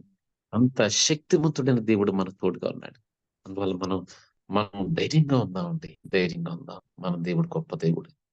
అసలు ఇది ఎక్కువ శాతం మనం ప్రార్థన చేయడానికే మనం ట్రై చేద్దాం. ఇప్పుడు చాలా సమయమైనట్టుంది. ఆలస్యమైంది. ఆలస్యమైనందుకు క్షమించమని కోరుచున్నానండి. చిన్న ప్రార్థన ఎంత ఎంత శక్తి ప్రార్థన చేద్దాం. అందువల్ల మనం అబ్రాహాము ఎలాగైతే త్యాగం కలిగి ఉన్నాడో, మనం త్యాగం కలిగి ఉండాలండి. ఏమండి? ఆయన ఓర్పు కలిగి ఉన్నాడు. ఆయన దేనికి ఇంపార్టెన్స్ ఇవ్వలేదు. దేవుడికి ఇంపార్టెన్స్ ఇస్తున్నాడు. ఏమండి? మరి ఎప్పుడైతే అలాగున్నాడో జరగబోయే విషయాలు చెప్తున్నాడండి. సొదొమ, గొమొర్రా విషయాన్ని ఆయనతో మాట్లాడుతున్నాడు చూడండి. సరేండి. సొదొమ, గొమొర్రా ఇలాగా నాశనం చేసే విషయాన్ని ఆయనతో చెప్తున్నాడు. అందువల్ల దేవుడు స్నేహితుడిగా ఉంటాడటండి. ఒక మంచి స్నేహితుడనుకోండి, మన పక్కనే ఉంటాడు. ఇద్దరు స్నేహితుల మధ్యలో దాపరికం ఉండదండి. వాళ్ళన్నీ చెప్పేస్తారనమాట మనకి. వాళ్ళ సొంత విషయాలన్నీ చెప్తుంటారు. అలాగే దేవుడు కూడా ఒక మంచి స్నేహితుడండి. ఆయన మనతో స్నేహం చేస్తాడు. ఒక ఫ్రెండ్లీగా ఉంటాడు. జరగబోయే విషయాలు చెప్తాడు. ఏమంటే పలానా దగ్గర పలానా జరుగుతుంది. నువ్వెళ్ళు అంటాడు. ఏవండి? అంటే పలానా అన్నీ ప్రతిది కూడా మనకి చెప్పే గొప్ప దేవుడండి మనం. మనం నమ్ముకున్న దేవుడే ఎంతో ప్రియమైన దేవుడు. మనకు తోడుగా ఉన్నాడు. మనం మనం భయపడడానికి వీల్లేదు. ఏవండి? మనం ఆహ్, త్యాగం కలిగి ఉండాలి. మనం నిరాశ లేకుండా మనం ఉండాలి. ఆహ్, మనకి దానియేలు విషయంలో ఏ తప్పైనను, నేరమైనను చేయవాడు కాడు అంటాడండి. దానియేలు ఆయన అధికారం ఇచ్చి ఉన్నాడు. రాజదండాన్ని ఇచ్చి ఉన్నాడు. దావీదు కూడా అధికారం, రాజదండంతో ఆయన మాట్లాడతాడు. ఏవండి? ఆయన స్థిరముగా నిలబడి, బలముగా నిలబడినటువంటి దావీదు గాని, ఇక్కడ దానియేలు గాని, ఏవండి? అలాగే మనకు అధికారం ఇస్తాడు, రాజదండం ఇస్తాడు. పరలోకమందును, భూమి మీదను నాకు సర్వాధికారం ఇయ్యబడి ఉంది అని దేవుడు చెప్తున్నాడండి. భూపతులకు అధిపతి అయినటువంటి అని వ్రాయబడి ఉంది. యేసుక్రీస్తు నుంచి సమాధానము కలుగును గాక అంటాడు. అంటే అంత బలమైన దేవుడు మనలో ఉన్నాడు. అంత శక్తివంతుడైన దేవుడు మనలో ఉన్నాడు. మనం ఎప్పుడైతే మనం ప్రార్థన చేస్తుంటామో, ఏవండి? మనం చేసినటువంటి ప్రార్థన మనకి ఆహ్, ప్రకటన గ్రంథములో ఉంటదండి. 5వ అధ్యాయంలో అంటాడు. మనం చేసినటువంటి ప్రార్థనట 24 మంది పెద్దలు పట్టుకున్న సువర్ణ పాత్రల్లోనికి వెళ్లి వాళ్ళు చేరినట్లుగా ఉంటది. అవి నీతిమంతుల ప్రార్థనలు అంటాడు. ఏవండి? మనం చేసినటువంటి ప్రార్థన 24 మంది పెద్దలు ఆయన సింహాసనం ఎదుట ఉన్నటువంటి 24 మంది పెద్దల తాలూకు పాత్రల్లో పట్టబడతాయని వ్రాయబడి ఉంది. ఏవండి? అంటే మనం, మనం చేసే ప్రార్థన మన కోసం కాదు. ఇక సమస్యలో ఉన్న వాళ్ళ కోసం, కష్టాల్లో ఉన్న వాళ్ళ కోసం, వేదనలో ఉన్న వాళ్ళ కోసం, భారం భరిస్తూ వాళ్ళు ఎవరు ఏదైనా శ్రమలో ఉన్నారు. శ్రమలో ఉన్నప్పుడు వాళ్ళ శ్రమ కోసం మనం పట్టుకోవాలండి. మనం వాళ్ళ శ్రమ కోసం మనం పట్టుకున్నప్పుడు దేవుడు మన ద్వారా అది విడిపిస్తాడు. ఏవండి? కొన్ని సమస్యలొస్తాయి, కష్టాలొస్తాయి. మనం తట్టుకోలేము ఆ కష్టాలు. ఆ కష్టాలు మరి ఆహ్, తట్టుకునే పరిస్థితి కాదండి. మనం చాలా భయమొస్తది ఆ టైంలో. మనం నిలబడలేము అసల. మనం మనం కూడా కష్టాల్లోకెళ్ళిపోతుంటాం. శ్రమలొస్తుంటాయి. ఏవండి? వాళ్ళని విడిపించేటప్పుడు మనం కూడా మనకే దెబ్బలు తగులుతుంటాయండి. ఆ దెబ్బలు భరిస్తూనే ముందుకెళ్ళాలి. యేసయ్య ఎలాగైతే మన భారాన్ని భరించి ఉన్నాడు. మన శ్రమను అనుభవించి ముందుకు వెళ్ళి ఉన్నాడు. మన పాపము, దోషము అనుభవించి ఎలా ముందుకెళ్ళి ఉన్నాడో, మనం గూడా మనం అనేక విషయాల కోసం ప్రార్థన చేస్తున్నప్పుడు కొన్ని శ్రమలొస్తాయి, కష్టాలొస్తాయి. కానీ మనం నిలబడి చేసినట్లయితే మనకి జయమొస్తదండి. దేవుడు మనకు తోడుగా ఉంటాడు. ఇక్కడ మనం ఆహ్, చూసినట్లయితే 5వ అధ్యాయములో 8దో వచనం అండి. ఆహ్, ఆయన దాన్ని తీసుకొనినప్పుడు ఆ 4 జీవులను, వీణెలను, ధూపద్రవ్యములతో నిండిన సువర్ణ పాత్రను పట్టుకొని ఉన్న ఆ 24 పెద్దలను ఆ గొర్రెపిల్ల ఎదుట సాగిలపడిరి. ఈ పాత్రలు పరిశుద్ధుల ప్రార్థనలు అన్నాడు చూసారండి. 24 మంది పెద్దలు గూడా పాత్రలు పట్టుకున్నారు. పట్టుకున్న పాత్రలన్నీ కూడా మాములుగా ఆహ్, పరిశు పరిశుద్ధుల ప్రార్థనలటండి. అంటే మనం ఎం మనం పరిశుద్ధంగా ఉండడం ఎంత ముఖ్యమో ఆలోచించండి. ఒక సమస్య కోసం ప్రార్థన చేస్తున్నప్పుడు మనం పరిశుద్ధంగా ఉండాలి. అంటే మనం పరిశుద్ధంగా ఉండడం అంటే మనలో తప్పులుంటాయండి. తప్పులు లేనోళ్ళు ఎవరు లేరు. అంటే యేసు రక్తాన్ని ప్రోక్షించుకుంటూ ముందుకెళ్ళిపోతుండాలండి. అంతేగాని మనం భయపడుతూ పలానా తప్పు చేశాము. ఇంకా నాలో కొన్ని లోపాలున్నాయి. అని మనం ఎనకం చేయకూడదండి. మనం మనలో ఉన్న తప్పును వెంటనే క్షమాపణ అడగాలి. వెంటనే మనం సరి చేసుకుంటుండాలి. వెంటనే రక్తాన్ని ప్రోక్షించుకుంటుండాలి. మనం మళ్ళీ ముందుకెళ్ళిపోతుండాలి. అంతేగాని మనం పలానా సమస్య ఉంది, పలానా లోపం ఉంది, లేక పలానా నేను తప్పు చేస్తున్నానింకా, తప్పు నాలో ఉంది అన్న భావన మనలో రాకూడదండి. సాతానుడు భయాన్ని కల్పిస్తాడండి. భయాన్ని కల్పించి మనం ప్రార్థన చేయకుండా చేస్తాడు.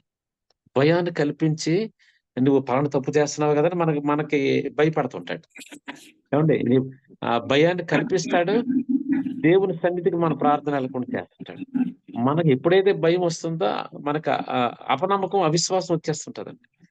మనం యేసు రక్తం అనేది నిత్య నిబంధన గనక, ప్రతి క్షణము నిబంధన గనక, మనలో ఇప్పుడు మనం ఒక్కోసారి వాక్యం చెప్పేటప్పుడు కొన్ని అపవిత్రమైన ఆలోచనలు రావచ్చు. మనం ఎవరితోనో మాట్లాడేటప్పుడే అపవిత్రమైన ఆలోచనలొచ్చేవచ్చు. మనం ప్రార్థన చేసేటప్పుడే మనకు కొన్ని కొన్ని అపవిత్రమైన ఆలోచనలు మనకు కలగొచ్చు. ఏవండీ? అందువల్ల మనం చేస్తూనే క్షమాపణ అడుగుతూనే ముందుకెళ్ళిపోతుండాలి. యేసు రక్తాన్ని ప్రోక్షించుకుంటూనే ముందుకెళ్ళిపోతుండాలి. అప్పుడే మనం నీతిమంతులుగా మనం మారిపోతాం. అప్పుడు మన పరిశుద్ధత మనలోకొచ్చి ఎంత సమస్య అయినా పక్కకెళ్ళిపోద్దండి. ఎంత వేదనైనా పక్కకెళ్ళిపోద్దండి. అందువల్ల మనం భారాన్ని భరించాలి. భారాన్ని భరిస్తాం తప్పదు. కానీ మనం మనం చేసేటువంటి ప్రార్థన ఇప్పుడు చెప్పినటువంటి ఈ పెద్దలు పట్టుకున్నటువంటి ఆ పాత్రల్లోకి చేరతాయి. ఈ పరిశుద్ధుల ప్రార్థనలన్నమాట. ఏవండీ? అందువల్ల మనం చూసినట్లయితే ఆహ్, మనం అనేక ఉంటాయండి. మన బలిపీఠము క్రింద హతసాక్షులుంటారు. మనం 6, 9 ప్రకటన గ్రంథంలో ఉంటాడు. వాక్యము నిమిత్తము, సాక్ష్యము నిమిత్తము నింపబడినటువంటి ఆత్మను బలిపీఠం కింద చూచితిని. నాదా సత్యస్వరూపి ఎందాక తీర్పు తీర్చకుందువు అని అక్కడ వాళ్ళంటారు. అంటే వాక్యము నిమిత్తము, సాక్ష్యము నిమిత్తం అండి. మన దీన్ని ఆలోచించండి. మన వాక్యం నే వాక్యం చెప్పేటప్పుడు చనిపోయినోళ్ళున్నారు. ఏమంటే కష్టాలతో వాక్యం చెప్పినోళ్ళున్నారు. సాక్ష్యం చెప్తూ మరణించినోళ్ళున్నారు. చంపబడినట్టు వాళ్ళున్నారు. హతసాక్షులైపోయినోళ్ళున్నారు. నరకబడినటువంటి వాళ్ళున్నారు. వాళ్ళంతా బలిపీఠం కింద ఉన్నారండి. బలిపీఠం కిందున్నారు. ఆ బలిపీఠం కిందుండి ఆళ్ళు ప్రార్థన చేస్తున్నారు. ఆ పైన బలిపీఠ పైన నిప్పులున్నాయి. నిప్పులు మండుతున్నట్టు ఉంటదండి. మనం చూసినట్లయితే బలిపీఠం మీద బలిపీఠం కిందున్నారు. బలిపీఠం మీద నిప్పులు మంటతో రగులుతుంటాయి. ఏవండీ? వేరొక ఇస్తాడు. 8దో అధ్యాయంలో ఉంటదండి. వేరొక దూతొచ్చి 24 పెద్దల తాలూకా పాత్రలో ఉన్నటువంటి ఆహ్, మళ్ళీ ప్రార్థనలు సువాసనకు సంబంధించినటువంటి ధూపాన్ని తీసుకొని ఏవండీ ఈ బలిపీఠం మీద అది ధూపాన్ని పెడతాయండి. ధూపాన్ని పెట్టిన తర్వాత ఇప్పుడు 24 ఇప్పుడు హతసాక్షులు 6, 9లో రాయబడినటువంటి ఈ హతసాక్షులటువంటి ప్రార్థన ఆ ధూపం ఆ నిప్పులలోంచి పైకొస్తదండి. తర్వాత ఈ పాత్రలో పట్టబడినటువంటి పరిశుద్ధులు చేసినటువంటి ప్రార్థనలు ఉన్నాయి చూసారా? పట్టబడినటువంటి ఆ ధూపాన్ని ఈ హతసాక్షుల వాళ్ళ ప్రార్థన ధూపం 2 కలిసి దేవుని సన్నిధానంలో సువాసనగా వెళ్తున్నాయన్నట్టు 8దో అధ్యాయంలో ఉంటదండి. అంటే చూడండి మనం చేసే ప్రార్థన ఎంత ఇంపార్టెంట్ చూడండి. అంటే ఇవన్నీ మన క్షేమం కోసం గాని, లేతే మన అవసరతల కోసం గాని ఇవి చేసే ప్రార్థన కాదు. మనం అనేక మందిని విడిపించడం కోసం చేసే ప్రార్థన. అనేక మంది కష్టాల్లో ఉన్నప్పుడు వారి కోసం మనం భారం కలిగి చేసేటువంటి ప్రార్థన. అనేక మంది అన్యుల కోసం మనం ప్రార్థన చేస్తున్నప్పుడు వాళ్ళనటువంటి ఈవిల్స్ మన మీద దాడి చేస్తాయి. మనకి ఇబ్బందులు పెడతాయి. ఏవండీ ఎన్ని పెట్టినప్పటికిని మన మన ప్రార్థన ద్వారా విడుదలొచ్చేస్తది. వాళ్ళది ఈ రోజు కాతే రేపైనా దేవుని దగ్గరికొచ్చేస్తారు. ఏవండీ దేవుని బిడ్డగా మారతారు. అంటే చూడండి. అంటే మన ప్రార్థన మనం చేసే ప్రార్థన ఎంత ఇంపార్టెంటో ఆలోచించండి. అండ్ ఎంత సువాసనగా పైకి వెళ్తున్నట్టుగా మనం ఇక్కడ చూస్తాం. 8వ అధ్యాయంలో క్లియర్‌గా మనకు వ్రాయబడి ఉంటది. అందువల్ల మన ప్రార్థన చాలా ఇంపార్టెంట్. మనం ప్రార్థన చేయగలగాలి. ప్రార్థనలో ఉండగలగాలి. అనేక మంది కోసం ప్రార్థించగలగాలి. మన కోసమే కాదండి. అనేక మంది కోసం నిలబడగలగాలి. అనేక గంటలు కూర్చొని మనం ప్రార్థన చేయగలగాలి. విడవకుండా మనం చేస్తుండాలి. ఇంకా అనేక విషయాలున్నాయి. సాధు సుందర్ సింగ్ చేసిన ప్రార్థన గాని, ఏమండి? తర్వాత వీళ్ళు అనేక మంది భక్తులు చేసిన ప్రార్థనలున్నాయి. వాళ్ళు చేసిన ప్రార్థన వాళ్ళు చేస్తే మనకు ఆశ్చర్యమేస్తది. ఎంత ప్రార్థనండి! ఎంతో ప్రార్థన చేశారు. ఆయన ఆహ్, హతసాక్షులైపోయినటువంటి వాళ్ళు కూడా కొంతమందున్నారు. పంజాబ్‌లోనే హర్యానా, పంజాబ్ ఆ ప్రదేశంలో సాధు సుందర్ సింగ్ ఉన్న సమయంలోనే ఏవండీ అక్కడ ఒక కర్తార్ సింగ్ అనుకుంటా ఏదో పేరుందండి. అతను జడల బర్రె అతను దేవుడిని నమ్ముకుంటాడు. వాళ్ళేం చేస్తారంటే జడల బర్రె జీబ్రా తాలూకు చర్మాన్ని తీసి ఆహ్, ఆ చర్మం లోపల ఇతన్ని పెట్టి కొడతారండి. అతను ఒకడు సిక్ అనమాట అండి. ఆహ్, లోపల పెట్టి కొట్టి ఎండలో పడేస్తారు. ఎండలో పడేసినప్పుడు ఆ ఎండకి ఈ జీబ్రా తాలూకు చర్మం 2 దగ్గరికొచ్చేస్తదండి. 2 కలిసిపోద్ది. ఎప్పుడైతే అది దగ్గర కలిసిపోయే కొద్దీ మన లోపల ఉన్నటువంటి ఆ శరీరం ఎముకలన్నీ విరిగిపోతాయటండి. ఏలికని పెళపెళ విరిగిపోతాయట. దగ్గరికయిపోతట చర్మం.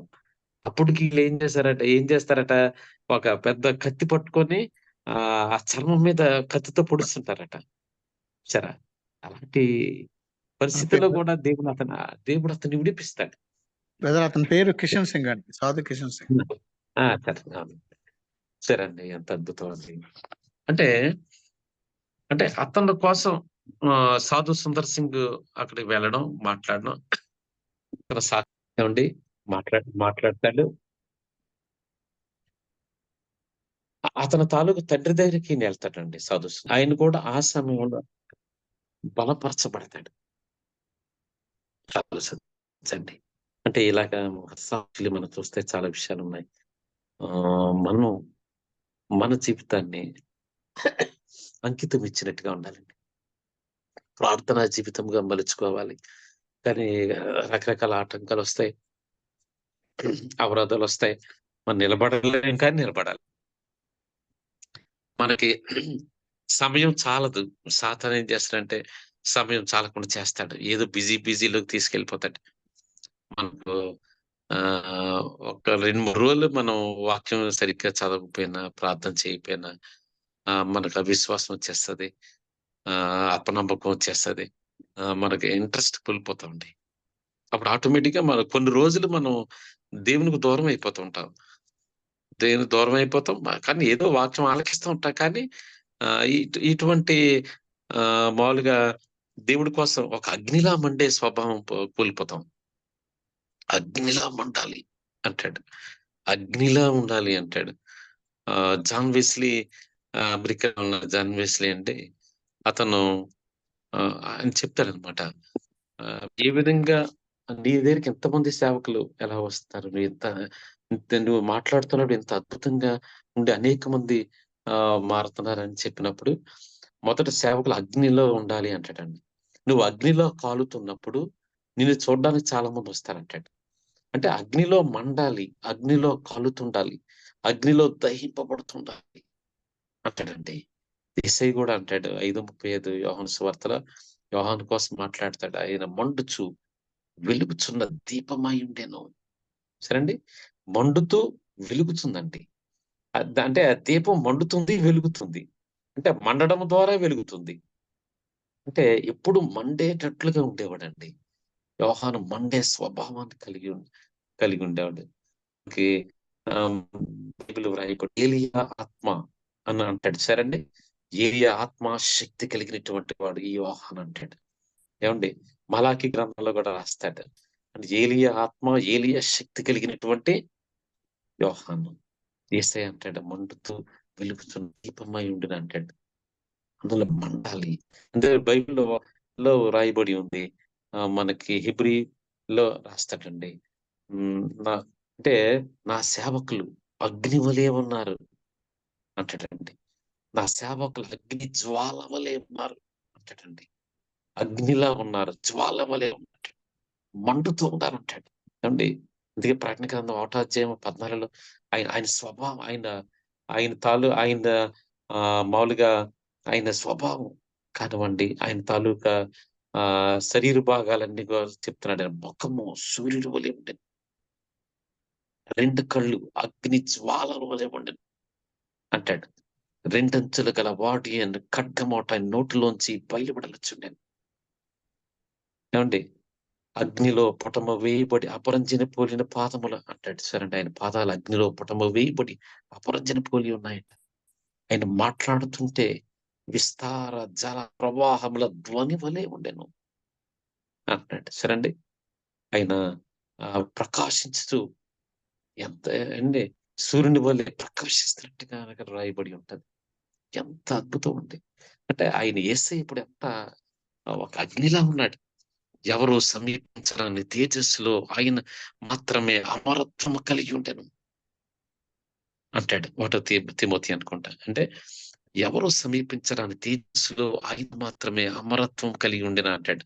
అంటే తండ్రి అయిన దేవుడు అంత శక్తిమంతుడండి ఆయన. అంత అగ్నిస్వరూపుడు అండి ఆయన. ఆయన అగ్ని మంటలలో ఉండే దేవుడై ఉన్నాడు. చీకటియు మేఘమును గాఢాంధకారము కమ్మి అగ్నితో మండుచుండగా ఆయన సేనాయ పర్వతం మీద దిగి వచ్చిన దేవుడు అంటాడు. ఏమండి, అంటే ఎంత అద్భుతం ఉంది ఆయన అగ్నిలా ఉండే దేవుడు. మనం కూడా నా సేవకులు అగ్ని వలె ఉండాలి అంటాడు. అగ్ని జ్వాల వలె ఉండాలి అంటాడు. నా సేవకులు అగ్ని జ్వాలగా ఉన్నారు అంటాడు. నా వాక్యములు నీ నోటిలో అగ్నిగా, ఈ జనములు నేను కట్టెలుగా చేదను. ఇర్మీయా గ్రంథం 5వ అధ్యాయములు అంటాడు. అంటే ఎంత అద్భుతంగా చెప్తున్నాడండి. ఆయన వాక్యములో అగ్ని ఉందండి. నేను వాక్యములు ధ్యానించుతుండగా నా హృదయము మండుచుండెను అంటాడు కదండి. వాక్యము ధ్యానిస్తే హృదయములో మంటలు పడుతున్నాయటండి. హృదయము మండుతుందంట. మండే స్వభావాన్ని కలిగి ఉందండి. సరే, అంటే ఎంత అద్భుతం ఆలోచించండి. వాక్యములో అగ్ని ఉంది, వాక్యములో శక్తి ఉంది. అగ్ని జ్వాల అయినటువంటి మనం ఆ వాక్యం మన నోటిలో ఉంచుతాడు. అది అగ్నిగా ఉంచుతాడటండి. మనం మాట్లాడుతున్నప్పుడు మన నోటిలోంచి మాటలు కాదండి, మన నోటిలోంచి అగ్ని జ్వాలలు బయటకు వస్తాయట. ఏమండి, అగ్ని బయటకు వచ్చి అక్కడ అది ఇర్మీయా గ్రంథం ఉంటది. ఎంత అద్భుతం ఉంటుందండి. ఎంత పెద్ద చెట్టైనా అది నరకబడి నేల మీద పడదోయబడుతుంది. నరకబడిన తరువాత అది మోడే కదండి. అది కట్టెలుగా నా వాక్యములు నీ నోటిలో అగ్నిగా, ఈ జనములు నేను కట్టెలుగా చేదును అంటాడండి. సరే, కట్టెలు పట్టబడినటువంటి చెట్టు నేల మీద పడిపోద్ది. అది మామూలుగా అది పడిపోయినటువంటి చెట్టు, ఎంత పెద్ద చెట్టైనా, ఎంత పెద్ద వృక్షమైనా. అలాగే దేవుడు చెప్తున్నాడు, ఎంత అద్భుతంగా చెప్తున్నాడంటే ఈ జనములను నేను కట్టెలుగా చేస్తాను. అంటే ఎంత జీవమున్నా, ఎంత అధికారమున్నా, ఎంత ఉన్నతమైన స్థానంలో, ఎంత ధనవంతుడైనా, ఏమండి, ఎంత హోదా కలిగిన వ్యక్తినైనా నేను ఒక కట్టిగా చేయగలను. పడదోయబడినటువంటి చెట్టుగా చేయగలను. నువ్వు మాట్లాడుతున్నప్పుడు నీ నోటిలోంచి అగ్ని బయటకు వస్తది. అగ్ని బయటకు నేను నీ నోటిలో ఉంచిన వాక్యము అగ్నిగా మారుతుంది. నువ్వు మాట్లాడినప్పుడు అగ్ని బయటకు వచ్చి అది కట్టెను ఈ మనుషులందరూ కట్టెలు దహించినట్లుగా దహింపు చేయగలను. వారితో నువ్వు అంటే ఎప్పుడైతే వాక్యము బయటకు వచ్చి అగ్నిగా కట్టెలను దహించినట్లుగా ఈ మనుషులను దహింపు చేస్తుందో వాళ్ళు వెంటనే మారిపోతారండి. హృదయం మారిపోద్ది, ఆలోచనలు మారిపోతాయి. దేవుడంటే ఇష్టపడతారు. కన్నీరు కార్చుకుంటూ, ఏడ్చుకుంటూ, రొమ్ము కొట్టుకుంటూ, ఏమండి, ప్రలాపించుకుంటూ ఈయనే దేవుడు నాకు కావాలంటాడు. ఏమండి, రెండవ రాకడలో వీళ్ళందరూ వస్తారట. వాళ్ళంతా ఒకళ్ళు మామూలుగా ఆ అందరూ కూడా దేవుని సన్నిధానములకు వస్తారంటే బైబిల్లో యెషయా గ్రంథంలో రాయబడి ఉంటది. ఏమండి, తమ విగ్రహాలన్నీ కూడా బంగారు విగ్రహములను, వెండి విగ్రహములను ఎలుకలకు గబ్బిలములకు పారవేసి. సరేండి, అంటే వెండి విగ్రహాలు, బంగారు విగ్రహాలు, పోత విగ్రహాలు, దేవుడిగా చేసుకున్నటువంటి విగ్రహాలు ఇంట్లో పెట్టి పూజిస్తున్న విగ్రహాలన్నీ కూడా అవి ఎలుకలకు గబ్బిలాలకు పారవేసి దేవుడి సన్నిధానికి వచ్చేస్తారట. ఏమండి, ఎంత అద్భుతం అండి. యెషయా గ్రంథం బహుశా 2వ అధ్యాయం ఎక్కడ రాస్తాడండి. ఎంత గొప్ప దేవుడిని మనం నమ్ముకొని ఉన్నాం, ఎంత శక్తివంతుడైన దేవుడిని నమ్ముకొని ఉన్నాం. అందువల్ల మనము అగ్నిగా ఉండాలి. మనం అగ్ని జ్వాలగా ఉండాలి. అగ్ని సన్నిధి మన చుట్టూ ఉండాలి. మనం ప్రార్థన చేసినప్పుడు దేవుని అగ్ని మన మీదకి వచ్చేస్తది. ఏమండి? అందుకే మనకి అగ్ని జ్వాలల నాలుకలుగా విభాగింపబడి మేడగదిలో దిగి వచ్చినటువంటి అతి శక్తిమంతుడైన పరిశుద్ధాత్మ దేవుడు. దేవుడు అగ్నిగా ఉన్నాడు. ఏమండి? ఇక్కడ యేసయ్య అగ్నిగా మారిపోయాడు. ఏమంటే ఆయనున్న ప్రదేశం అంతా అగ్నిగానే ఉంది. ఏమండి 7, 8, 9 దానియేలు గ్రంథంలో రాస్తాడు. ఆయన సింహాసనం అగ్నిగా ఉంది. ఆయన సింహాసనం కింద చక్రాలు అగ్ని మంటల పైకి లేస్తున్నాయి. అగ్ని జ్వాలలు పైకి లేస్తున్నాయి. అగ్ని మ అగ్ని జ్వాలలు అదంతా వ్యాపిస్తుంది. అంటే కింద నుంచి అగ్ని ఉత్పత్తి అయి పైకి లేసి అదంతా వ్యాపించి ఉంది. ఆ వ్యాపించినటువంటి అగ్ని ఒక నది వలె ప్రవహిస్తున్నట్టుగా మనం చూస్తామండి. అక్కడ 7, 8, 9 మళ్ళీ దానియేలు గ్రంథంలో ఒక అగ్ని ప్రవాహం ఆయన సన్నిధిలో నుంచి ప్రవహించుచుండెను. సరేండి. అంటే ఆయన సన్నిధంతా అగ్నే ఉంది. ఆ దహించు అగ్ని అనేటువంటి దేవుడు మధ్యలో ఉంటే, ఆ అగ్ని అంతా ఒక నదీ ప్రవాహము వలె ప్రవహించుకుంటూ వెళ్ళిపోతుందంట. ఎంత అగ్ని అండి. అదే శ శక్తి అదే అగ్ని మనలోనికి పంపగలడండి. మన హృదయంలోనికి పంపగలడు. మన శరీరంలోనికి పంపగలడు. మనల్ని ఉత్తేజితులుగా చేయగలడు. మనం ఒక కొరివిగా అగ్నిలో నుంచి తీసిన కొరివిలా ఉన్నాడు. జకర్యా గ్రంథములో ఎంత అద్భుతంగా రాసినాడండి. అగ్నిలో నుంచి తీయబడినటువంటి కొరివిగా ఉన్నాడు కదా! యెహోవా నిన్ను గద్దించును. ఇప్పటికి సాతాను చెప్తుందన్నమాట. అతను వేసుకున్నటువంటి వస్త్రాలు మలినపు వస్త్రాలు 3వ అధ్యాయం. మలినపు వస్త్రాలు ఆయనేసుకున్నాడు. మలినపు వస్త్రాలేసుకొని నీ దగ్గర ఉన్నాడంటాడు సాతాను. అంటే అక్కడ ఏమని రాయబడి ఉందండి? ఆయన అగ్నిలోంచి తీసిన కొరివిలా ఉన్నాడు కదా! యెహోవా నిన్ను గద్దించును అని చెప్తున్నాడు. యెహోవా నిన్ను గద్దిస్తాడయ్యా అంటున్నాడు. కానీ అలా మాటని వెంటనే అతను వస్త్రములు వేసి మళ్ళా వస్త్రాలేస్తారు అని అక్కడ రాయబడి ఉంది. ఆహ్, ఆహ్, ఇవన్నీ ఆలోచన చేస్తే మనలో అగ్నిని రగిలింపు చేస్తాడు, మంటింపు చేస్తాడు, వెలిగింపు చేస్తాడు, ప్రకాశింప చేస్తాడు, ప్రజ్వలింపు చేస్తాడు, జ్వలింపు చేసే అతి శక్తిమంతుడైన దేవుడు మనలో ఉన్నాడు. ఆ సమయానికి మీలో అగ్ని వచ్చేస్తుందండి. మీరు మాట్లాడుతున్నప్పుడు అగ్ని బయటకొచ్చేస్తుంటది. మీరు మాట్లాడుతున్నప్పుడు మీ మాటలు వేరుగా ఉంటాయి. అంతవరకు మామూలుగా మాట్లాడతాం. కానీ ఎప్పుడైతే దేవుని తాలూకు అగ్ని, పరిశుద్ధాత్మ అగ్ని మనలోకొచ్చేస్తదో అద్భుతంగా ఉంటదండి. అందుకే అందుకే మనకి అపోస్తల కార్యాలు 2వ అధ్యాయంలో అగ్ని జ్వాలలు నాలుకలుగా విభాగింపబడి ఒక్కొక్కరిపై రాలిన అన్నాడు. అంటే ఒక్కొక్కరి మీద వాలుతున్నాడండి. అంతేగాని అందరి మీద ఒకేసారి వచ్చేయలేదు. వచ్చాడు. ఆ గదంతా నిండిపోయింది. ఆ గదిలో ఆళ్ళందరూ కూర్చున్నారు. ఆళ్ళ తలల మీదంతా అగ్ని ఉంది. అది అగ్ని గదిలో వాళ్ళు కూర్చున్నారు. అగ్నితో ఆవరింపబడి ఉంది. ఆ గదంతా అగ్నిగా మారిపోయింది. కానీ ఒక్కొక్కరి మీద మళ్ళీ వాడుతున్నాడు. మళ్ళీ ఒక్కొక్కరిని టచ్ చేస్తున్నాడు. ప్రతి ఒక్కరిని అక్కడున్న వారిలో అందరిని టచ్ చేసుకుంటూ వెళ్తున్నాడు. అంటే ప్రతి ఒక్కరి మీద అగ్ని వస్తదండి. ప్రతి ఒక్కరు కూడా అగ్నితో నింపబడిపోతారు. ప్రతి ఒక్కరు ఆయన శక్తితో నింపబడిపోతారు. ఆయన బలమైన పరిచర్యలు చేయడం కోసమే. ఆయన ఆయన బలమైనటువంటి సేవ చేయడం కోసమే. అనేక ప్రదేశాల్లో వెళ్లి మన సమయము, అసమయము, సందర్భము, అసందర్భము అని మనం ఏం చూడకూడదు. మనం మనం మన ఉద్యోగం చేస్తున్నాం. మన ఉద్యోగం తర్వాత మన పని మనం చేస్తూ ఉండాలి. మనం ఖాళీ లేకుండా మనం సాయంత్రం ఖాళీ 2, 3 గంటలు కూర్చొని చేస్తుండాలి. మనకి రాత్రి ఖాళీ అవసరమైతే నైట్ 12 వరకు కూర్చొని ప్రార్థన చేస్తుండాలి. వాళ్ళు తెల్లారి ఉద్యోగానికెళ్ళాలి. మళ్ళా 2, 3 గంటలు కూర్చొని నాన్ వెజ్ పట్టుకోవాలి 3 గంటలు. నైట్ ఒక 3 గంటలు పట్టుకోవాలి. మనకు సెలవు రోజు వచ్చిందనుకోండి, మనం సువార్తకెళ్ళడమో, పరిచర్య చేయడమో, ప్రార్థన చేయడమో, కష్టాలు ఉన్నోళ్ళు లిస్టులు రాసుకొని, ఎవరు కష్టాలు పడుతున్నారు, ఎవరు బాధలు పడుతున్నారు, ఎవరెవరు ఏ సమస్యలో ఉన్నారు, ఆ లిస్ట్ పట్టుకొని అయి పట్టుకొని ప్రార్థన చేస్తుండాలండి. ప్రార్థన చేసి ప్రభు వాళ్ళని అంటే ఇక చాలా సీరియస్ కండిషన్స్‌లో ఉన్న వాళ్ళని, ఈవిల్స్‌లో ఉన్న వాళ్ళని, అన్య కుటుంబాలకు సంబంధించినటువంటి వాళ్ళనుకోండి, వాళ్ళు వెంటనే మారిపోతారండి. వాళ్ళలో ఉన్నటువంటి ఈవిల్స్ అన్ని బయటికెళ్ళిపోతాయి. వాళ్ళకి స్వస్థత వచ్చేస్తది. ఏవండీ ఒకసారి దేవుడిని నమ్ముకున్న వాళ్ళు కూడా విశ్వాసంలో ఉండి ఏదైనా సమస్య వచ్చినప్పుడు ఆళ్ళు నీరు గారిపోతుంటారు. ఆహ్, వాళ్ళు డెత్ మూవ్‌మెంట్‌కెళ్ళిపోతుంటారు. వాళ్ళ దగ్గర కూర్చొని వాళ్ళు బలపరిచి, వాళ్ళు పట్టుకొని మనం ప్రార్థన చేస్తున్నప్పుడు వాళ్ళలో ఉన్నటువంటి ఈవిల్స్ అన్ని బయటకొచ్చేస్తాయండి. ఎప్పుడైతే బయటికెళ్ళిపోయి ఆటోమేటిక్‌గా వాళ్ళు మామూలయిపోతారు. నీతిమంతులు 7 మారులు పడినను నేను వారిని లేవనెత్తగలనంటాడు. నీతిమంతులు పడిపోయినా లే- ఆ, సమస్యలో పడిపోవచ్చు, కష్టాల్లో పడిపోవచ్చు, ఇక అపవిత్రతలో పడిపోవచ్చు, కీడులో పడిపోవచ్చు, దేవునికి దూరం అయిపోవచ్చు.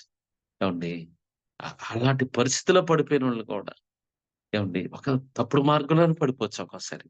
అలాంటప్పుడు కూడా ఆయన మనుషులు నిందించవచ్చు, మరొకరు బాధ పెట్టొచ్చు, మరొకరు సూటిపోటు మాట్లాడనొచ్చు. కానీ దేవుడు అండండి, దేవుడు ప్రేమిస్తాడు. దేవుడు ప్రేమించి ఆయన లేవనెత్తుతాడు. నువ్వు చేసింది తప్పే, కానీ నేను క్షమిస్తున్నాను కదా! నువ్వు చేసింది పొరపాటే. ఎవరు చేయనటువంటి నేరం చేసావు నిజమే. అయినా నేను క్షమిస్తాను. అయినా నిన్ను హత్తుకుంటాను. అయినా నిన్ను కౌగిలించుకుంటాను.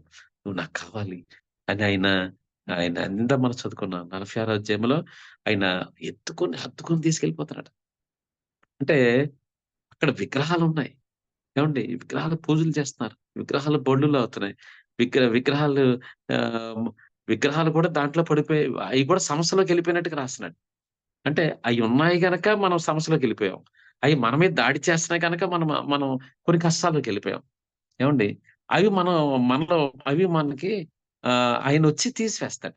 మనం వెళ్లి ప్రార్థన చేసినాడే పోతాయండి. అంటే ఒకసారి ఉండొచ్చు, రకరకాల పాస్టర్స్ ఉంటారు. మనం పరిశుద్ధంగా ఉండి, క్షమాపణ అడుగుతూ, ఆళ్ళ దగ్గరికెళ్ళి ప్రార్థన చేశామనుకోండి. అంత మనం త మన మనలో తప్పులున్నప్పటికిని ఏవండీ మనం క్షమాపణ అడుగుతూ ఆయన దగ్గర కూర్చొని ప్రార్థన చేసినప్పుడు వెంటనే దేవుడు మన ద్వారా ఆ కార్యం చేస్తాడండి. మన ద్వారా లేవనెత్తుతాడండి. ఇవన్నీ ఆయన చేయగలడు, చేయగలడు, చేయగలడు. అందువల్ల మనం చాలా ప్రార్థన చేయవారమై ఉండాలి. ఏవండీ మన బాధలొస్తాయని, కష్టాలొస్తాయని ఆహ్, మనం వెంట చేయకూడదండి. ఒక్కోసారి ఒస్తాయి. ఒక్కోసారి మనం చేస్తున్నప్పుడు భార్య బలహీనంగా ఉంటే భార్య మీదకెళ్తాయి. పిల్లలు బలహీనంగా ఉంటే పిల్లల మీదకెళ్తాయి. ఏవండీ అంటే అటునుంచి ఒస్తాయండి. మనం ఇటునుంచెళ్తే అటునుంచి తగ్గకూడదు. అటునుంచి ఒస్తుంటాయి. మనం ఒక ప్రార్థన జేసి, మనం వచ్చి కాళ్ళు కడుక్కొని ఇంట్లో కూర్చొని ఒక గంటన్న ప్రార్థన చేయాలి. అన్యులకి ప్రార్థన చేసినప్పుడు గాని, కొన్ని కొన్ని కష్టాలను ప్రార్థన చేసినప్పుడు గాని, మన ఇంటికొచ్చి కూర్చొని మనం గంటన్న కూర్చొని ప్రార్థన చేయగలగాలి.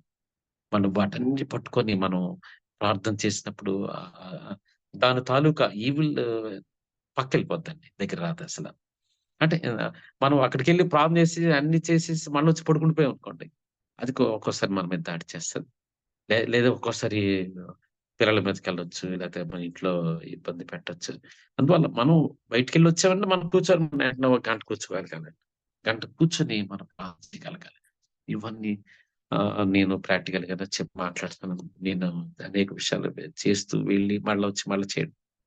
ఇవన్నీ అయి చేయనప్పుడు నా మీద కొన్ని సమస్యలొచ్చి నేను డెత్ మూవ్‌మెంట్‌కెళ్ళిపోయిన రోజులున్నాయి. ఏవండీ అరేగా భయం పొందినటువంటి రోజులున్నాయి.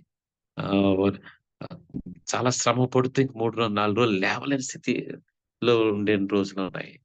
ఏంటి ప్రభు ఇలాగున్నానంటే ఆయన చెప్పేవాడు, "ఇదిగో పలానా దగ్గర నుంచి పలానా స్పిరిట్ వచ్చింది. నీకు ఇబ్బంది పడుతుంది. నువ్వు ప్రార్థన చెయ్యి" అని దర్శనం వచ్చేది. వెంటనే మళ్ళీ కూర్చొని ప్రార్థన చేసేవాడిని. ఎంత జ్వరమైనా ఏం చేసినా కూర్చొని అలా ప్రార్థన చేయడమే. "ప్రభువా క్షమించయ్యా క్షమించు" అని కూర్చొని ప్రార్థన చేయడం. ప్రతిరోజు ప్రార్థన చేస్తూ మన పిల్లల మీద యేసు రక్తాన్ని ప్రోక్షించడం. ఏమంటే మన ఇంటి చుట్టూ యేసు రక్తాన్ని ప్రోక్షించడం. మన పిల్లల చుట్టూ యేసు రక్తాన్ని ప్రోక్షించడం చేస్తుండాలి. మనం అది చేస్తూ మనం బయట సువార్తకెళ్ళడం, మరి ప్రార్థన చేయడం ఇది చేస్తుండాలి. మనం ప్రోక్షించుకోవాలి. మన పిల్లల చుట్టూ యేసు రక్తాన్ని ప్రోక్షించాలి. ఆహ్, వాక్యంతో మనం ప్రతిరోజు ప్రార్థన చేస్తూ వాళ్ళ చుట్టూ ఒక అగ్ని కంచె వేయాలండి. మన పిల్లల చుట్టూ అగ్ని కంచె వేయాలి. మన ఇంటి చుట్టూ అగ్ని కంచె వేయాలి. అయి వేస్తూ మనం ప్రార్థన చేస్తుండాలి. వేస్తూ ప్రార్థన చేస్తుండాలి. ఏవండీ ఉదయం, నైట్ మనం పడుకునేటప్పుడు కూడా మన పిల్లల చుట్టూ, ఇంటి చుట్టూ అగ్ని కంచె వేయాలి. ఒక అగ్ని ప్రాకారం వేయాలి. రక్తపు కంచె కడుతుంటాను. ప్రభువా! నీ కంచె నాకు చుట్టూ వేసి ఉన్నావు. రక్తపు కంచె కట్టి ఉన్నావు. సరేండి. మనం కంచె వేయబడాలి. కంచె వేయడం వల్ల యోబు దగ్గరికి వెళ్ళలేదు కదండీ. ఆ ఇంటి చుట్టూ, ఆస్తి చుట్టూ, సంపద చుట్టూ, వారి కుమారుల చుట్టూ, కుమార్తెల చుట్టూ వీళ్ళందరి చుట్టూ కంచె వేసి ఉన్నావు కదా! కనుక నేను లోనికి వెళ్ళలేకపోతున్నాను. చూడండి సాతాను ఎలా మాట్లాడుతున్నాడో. అందువల్ల మనము రక్తపు కంచె మనం వేసుకోవాలి. మన చుట్టూ, మన పిల్లల చుట్టూ మనం వేయగలగాలి. మన సువార్త వెళ్తుండాలి. ప్రార్థన చేస్తుండాలి. మనం మనం అన్నీ చేయాలి. మనం ప్రతిరోజు మనం ఇది మర్చిపోకూడదండి. అలా చేస్తూనే ఉండాలి. నేను ప్రార్థన చేస్తుంటాను. జనములను మా పిల్లల చుట్టూగా అగ్ని కంచె వేస్తున్నా, మా పిల్లల చుట్టూ కంచె వేస్తున్నా, మా ఇంటి చుట్టూ అలా కంచె వేస్తూ, ప్రార్థన చేస్తూ, రక్తపు నిబంధన వారి చుట్టూ వేసి, యేసయ్య రక్తం తల మొదలుకొని అరి పాదం వరకు మన చుట్టూ, మన పిల్లల చుట్టూ ఉండేటట్టు మనం చేయాలి. మన పేరు పెట్టి పలానా, పలానా ప్రభువా తల మొదలుకొని అరి పాదం వరకు చుట్టూ గీత వలె అగ్ని కంచె, నీ కంచె వేస్తున్నాను, రక్తపు కంచె వేస్తున్నాను. మీ రక్తంలో కుమారుడును దాయండి. మీ వాక్యములో నా కుమారుడును దాయండి. మీ అగ్ని ప్రవాహం నా కుమారుడు చుట్టూ ఉంచండి. నా కుమార్తె చుట్టూ ఉంచండి. నా భార్య చుట్టూ ఉంచండి. నా ఇంటి చుట్టూ ఉంచండి దేవా. నాకు సంపూర్ణమైన కాపుదల నా చుట్టూ ఉంచండి. భద్రత నా చుట్టూ ఉంచండి అని మనం చేయాలండి. ప్రతిరోజు మనం దీపానికి చేయాలి. చేసిన తర్వాతే పడుకోవాలి. ఒకసారి 12 అవ్వచ్చు, 1 గంట అవ్వచ్చు. ఇవన్నీ చేయాలండి. మనం చేద్దాం. ఇయన్నీ మీకు చెప్పినవి నేను చేస్తాను. చేసినవే మీకు చెప్తున్నానండి. అంటే ఎంత ఎంత ఎంత అటాక్స్ ఉంటాయో ఏమండి అంత కాపుదల ఉంటది. మనకి ఏమీ చేయమసల. మన దేవుడు గొప్ప దేవుడు. ఏవండి ఆహ్, కరుణ కలిగినటువంటి దేవుడు. ఆహ్, కరుణ కటాక్షము కలిగినటువంటి దేవుడు. అంత గొప్ప దేవుడు మనకు తోడుగా ఉన్నాడు. శక్తిమంతుడైన దేవుడు మనకు తోడుగా ఉన్నాడు. బలమైన దేవుడు మనకు తోడుగా ఉన్నాడు. ఆహ్, అంత ఇంకా మనం టైం లేదనుకుంటాండి. యోబు గ్రంథంలో 4:2లో ఆహ్, రాయబడి ఉంటది. యోబు కదండీ ఈయన. హ్మ్.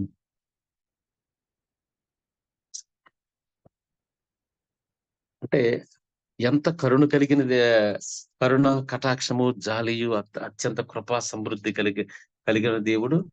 నువ్వు పశ్చాత్తాపపడి వారికి కీడు చేయక మానుదువని తెలిసి ఏవండీ అందుకే నేను తర్షీషుకు పారిపోతుని అంటాడండి.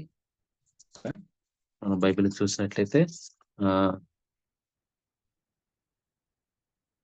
యోన మనం 4:2 అనుకుంటండి. యోనాలో రాస్తాడు. అంటే ఆయన ముందుగా అసెస్ చేస్తాడండి. ఆహ్, ఆహ్, అంటే ఆయన శక్తి, బలము తర్వాతండి ఆయన ఎంత కరుణా సంపన్నుడో, ఎంత జాలి కలిగినటువంటి దేవుడో, ఎంత ప్రేమ కలిగినటువంటి దేవుడో నేను ముందుగా తెలుసుకొని, నువ్వు వారికి కీడు చేయవని నాకు తెలుసు అంటాడండి. అంటే దేవుడు కూడా ఆయన అంతలా ప్రేమించడానికి కారణం ఏంటంటేనండి, ఆయన చాలా ప్రేమ ఉంటుంది. ప్రేమ కలిగినటువంటి దేవుడు. కరుణా సమృద్ధి కలిగినటువంటి దేవుడు. ఏవండీ ఆయనకి "నువ్వు కీడు చేయక మానుదువని నేను ముందుగా తెలుసుకొని తర్షీషుకు పారిపోతిని." అంటే ముందుగా తెలుసుకున్నాడండి. ఆయనేం చేయడు. ఆయన చాలా ప్రేమ ఎక్కువ ఈయనకి. అందుకే ఆయన అని ముందుగా తెలుసుకొని ఎళ్ళిపోయాడు. ముందుగా ఈయనంత ప్రేమ స్వరూపుడని ఆయనకు తెలుసండి. యోనాలో ఉంది. 4:2 అనుకుంటండి. దాన్ని బట్టి ఆలోచించండి. దేవుడిలో ప్రేముందండి. మనం ముందు నిలబడాలి. మనం మనం ఏదైనా చేయగలగాలి. మనం చేయాలి. అందువల్ల మనం ఈ రోజు నుంచి ఇంకా కొద్దిగా భారాన్ని కలిగి ఉందామండి. దేవుడి కోసం ఇంకేమైనా ఒకవేళ తగ్గిపోతున్నామా? దేవుడి కోసం నీరసించిపోతున్నామా? దేవుడు దేవుడు ఇంకా నిరుత్సాహం వచ్చిందా? ఆహ్, ఎందుకులే ఇంక వయసయిపోయిందిలే అన్న ఆలోచన ఏమన్నా వస్తుందేమో. అంటే సాతానుడు ప్రయోగించే చివరి బాణం నిరుత్సాహం అనే బాణాన్ని ప్రయోగిస్తాడట. ఆ బాణం ఏంటంటే ఇంకా మనకు నిరుత్సాహం వచ్చేస్తదనమాట. మనలో త్రాణ పుట్టదు.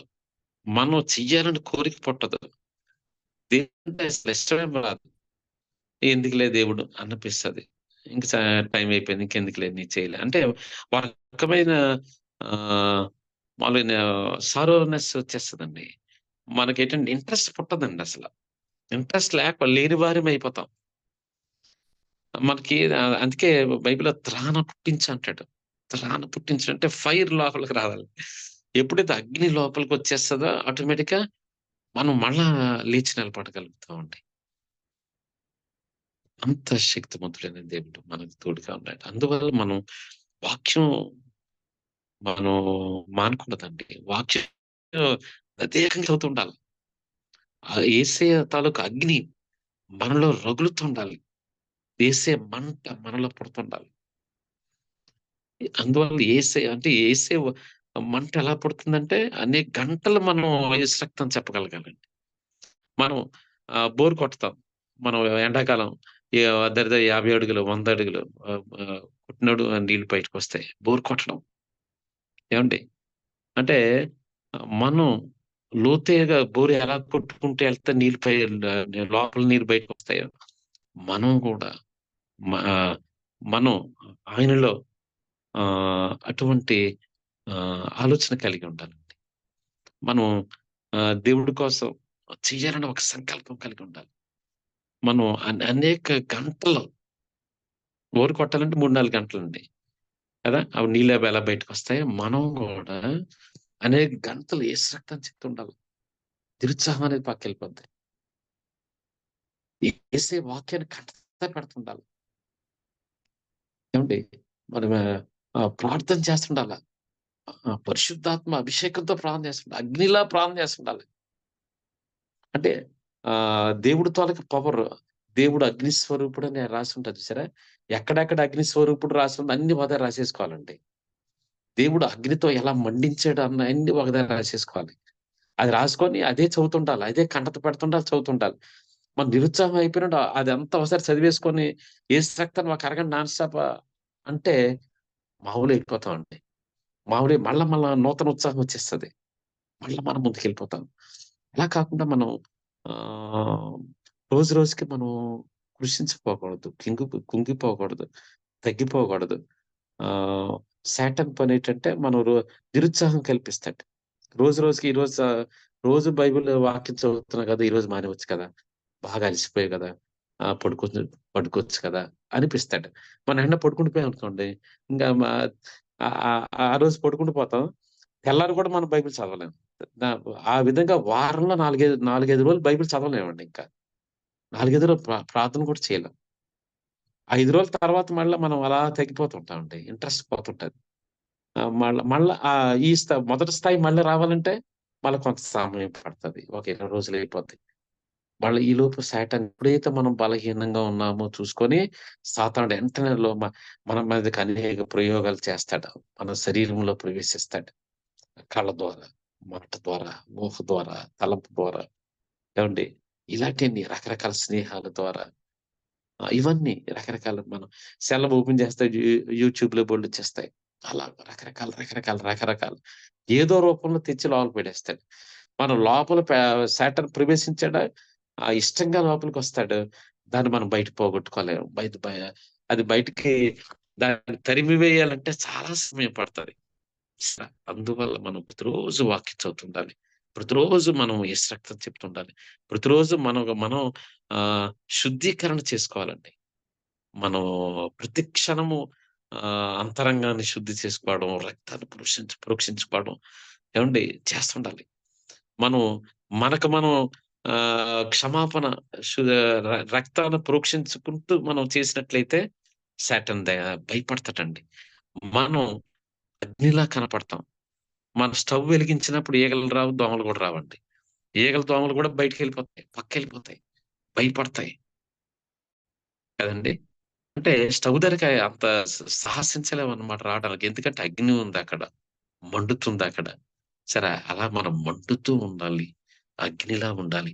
మనం ఎప్పుడైతే మండుతుంటామో అప్పుడు ఏ చీకటి కూడా మన దగ్గర రాలేదండి. మండే పాత్ర చూడండి.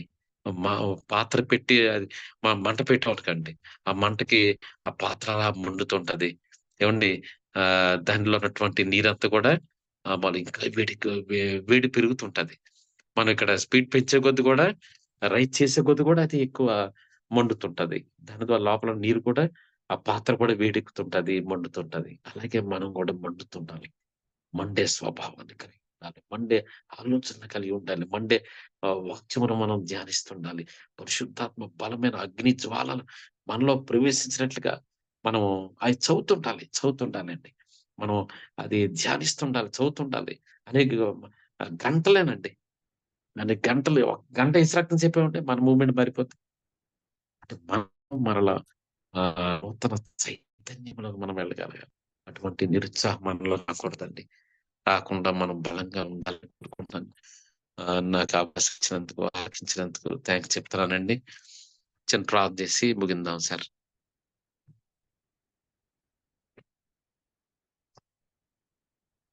మహోన్నతుడా వందనాలు, మహిమ స్వరూపుడా వందనాలు. మీ బలమైన శక్తి మాకు కావాలి అయ్యా. బలముతో నింపండి. అగ్ని జ్వాలల నాలుకలుగా విభాగింపబడి మేడగదిలో దిగి వచ్చిన అతి శక్తిమంతుడైన పరిశుద్ధాత్మ దేవ, ఇక్కడ కూడుకున్న నేను ఆలకించిన మా అందరి కుటుంబాల చుట్టూ ఉంచండి దేవ. మాలో మీరు ఉండండి దేవ. యేసయ్యా, ఆయన అగ్నిలో పుటము వేయబడి అపరంజన పోలిన పాదములు మా చుట్టూ ఉండాలి, మా కుటుంబాల చుట్టూ ఉండాలి, మా పిల్లల చుట్టూ ఉండాలి. రక్తముతో నిబంధన చేసి ఉన్నాం. రక్తపు నిబంధన మాతో ఉంది.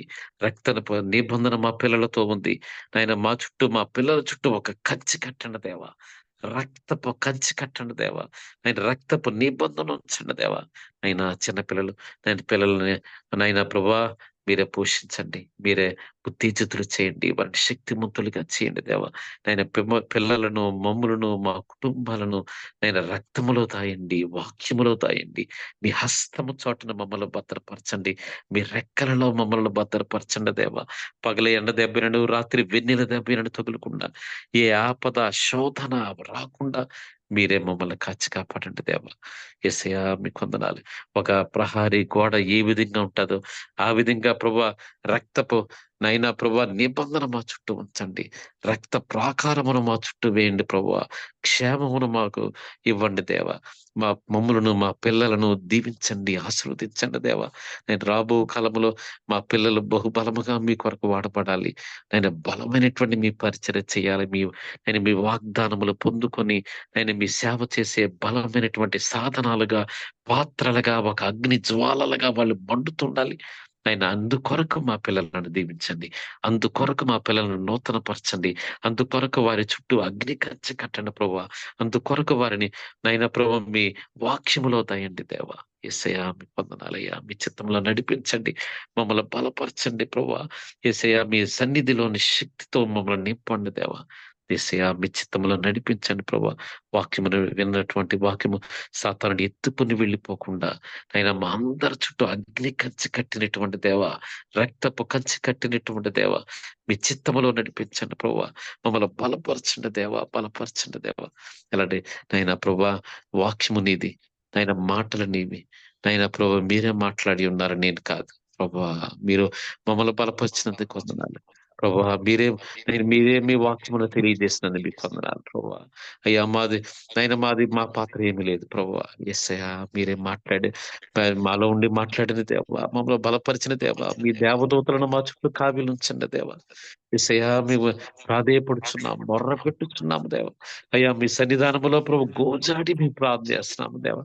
యేసయ్యా మీకు వందనాలు. 7 నక్షత్రములు పట్టుకున్న దక్షిణ హస్తమును మా చుట్టూ ఉంచండి. ప్రకటన గ్రంథం 1వ అధ్యాయములో రాయబడినట్లుగా 7 నక్షత్రములు పట్టుకున్న మీ దక్షిణ హస్తము మా మీద ఉండాలి, మా కుటుంబాల మీద ఉండాలి, మా పిల్లల మీద ఉండాలి దేవా, మా పని పాటల మీద ఉండాలి దేవా. తోడుగా ఉండమని యేసయ్య పరిశుద్ధమైన నామములు అడిగి వేడుకొనుచున్నాము. ఎంత పరిశుద్ధమైనటువంటి తండ్రి. ఆమేన్, ఆమేన్, ఆమేన్. ఆమేన్, ఆమేన్. పరిశుద్ధాత్మ అన్యన సహవాసము అప్పుడు, ఇప్పుడు, ఎల్లప్పుడూ, ప్రతి క్షణము, నిరంతరము, సదాకాలము మా చుట్టూ, మా కుటుంబాల చుట్టూ తోడుగా ఉండును గాక. ఆమేన్, ఆమేన్. ఆమేన్. మనకి ఎంతో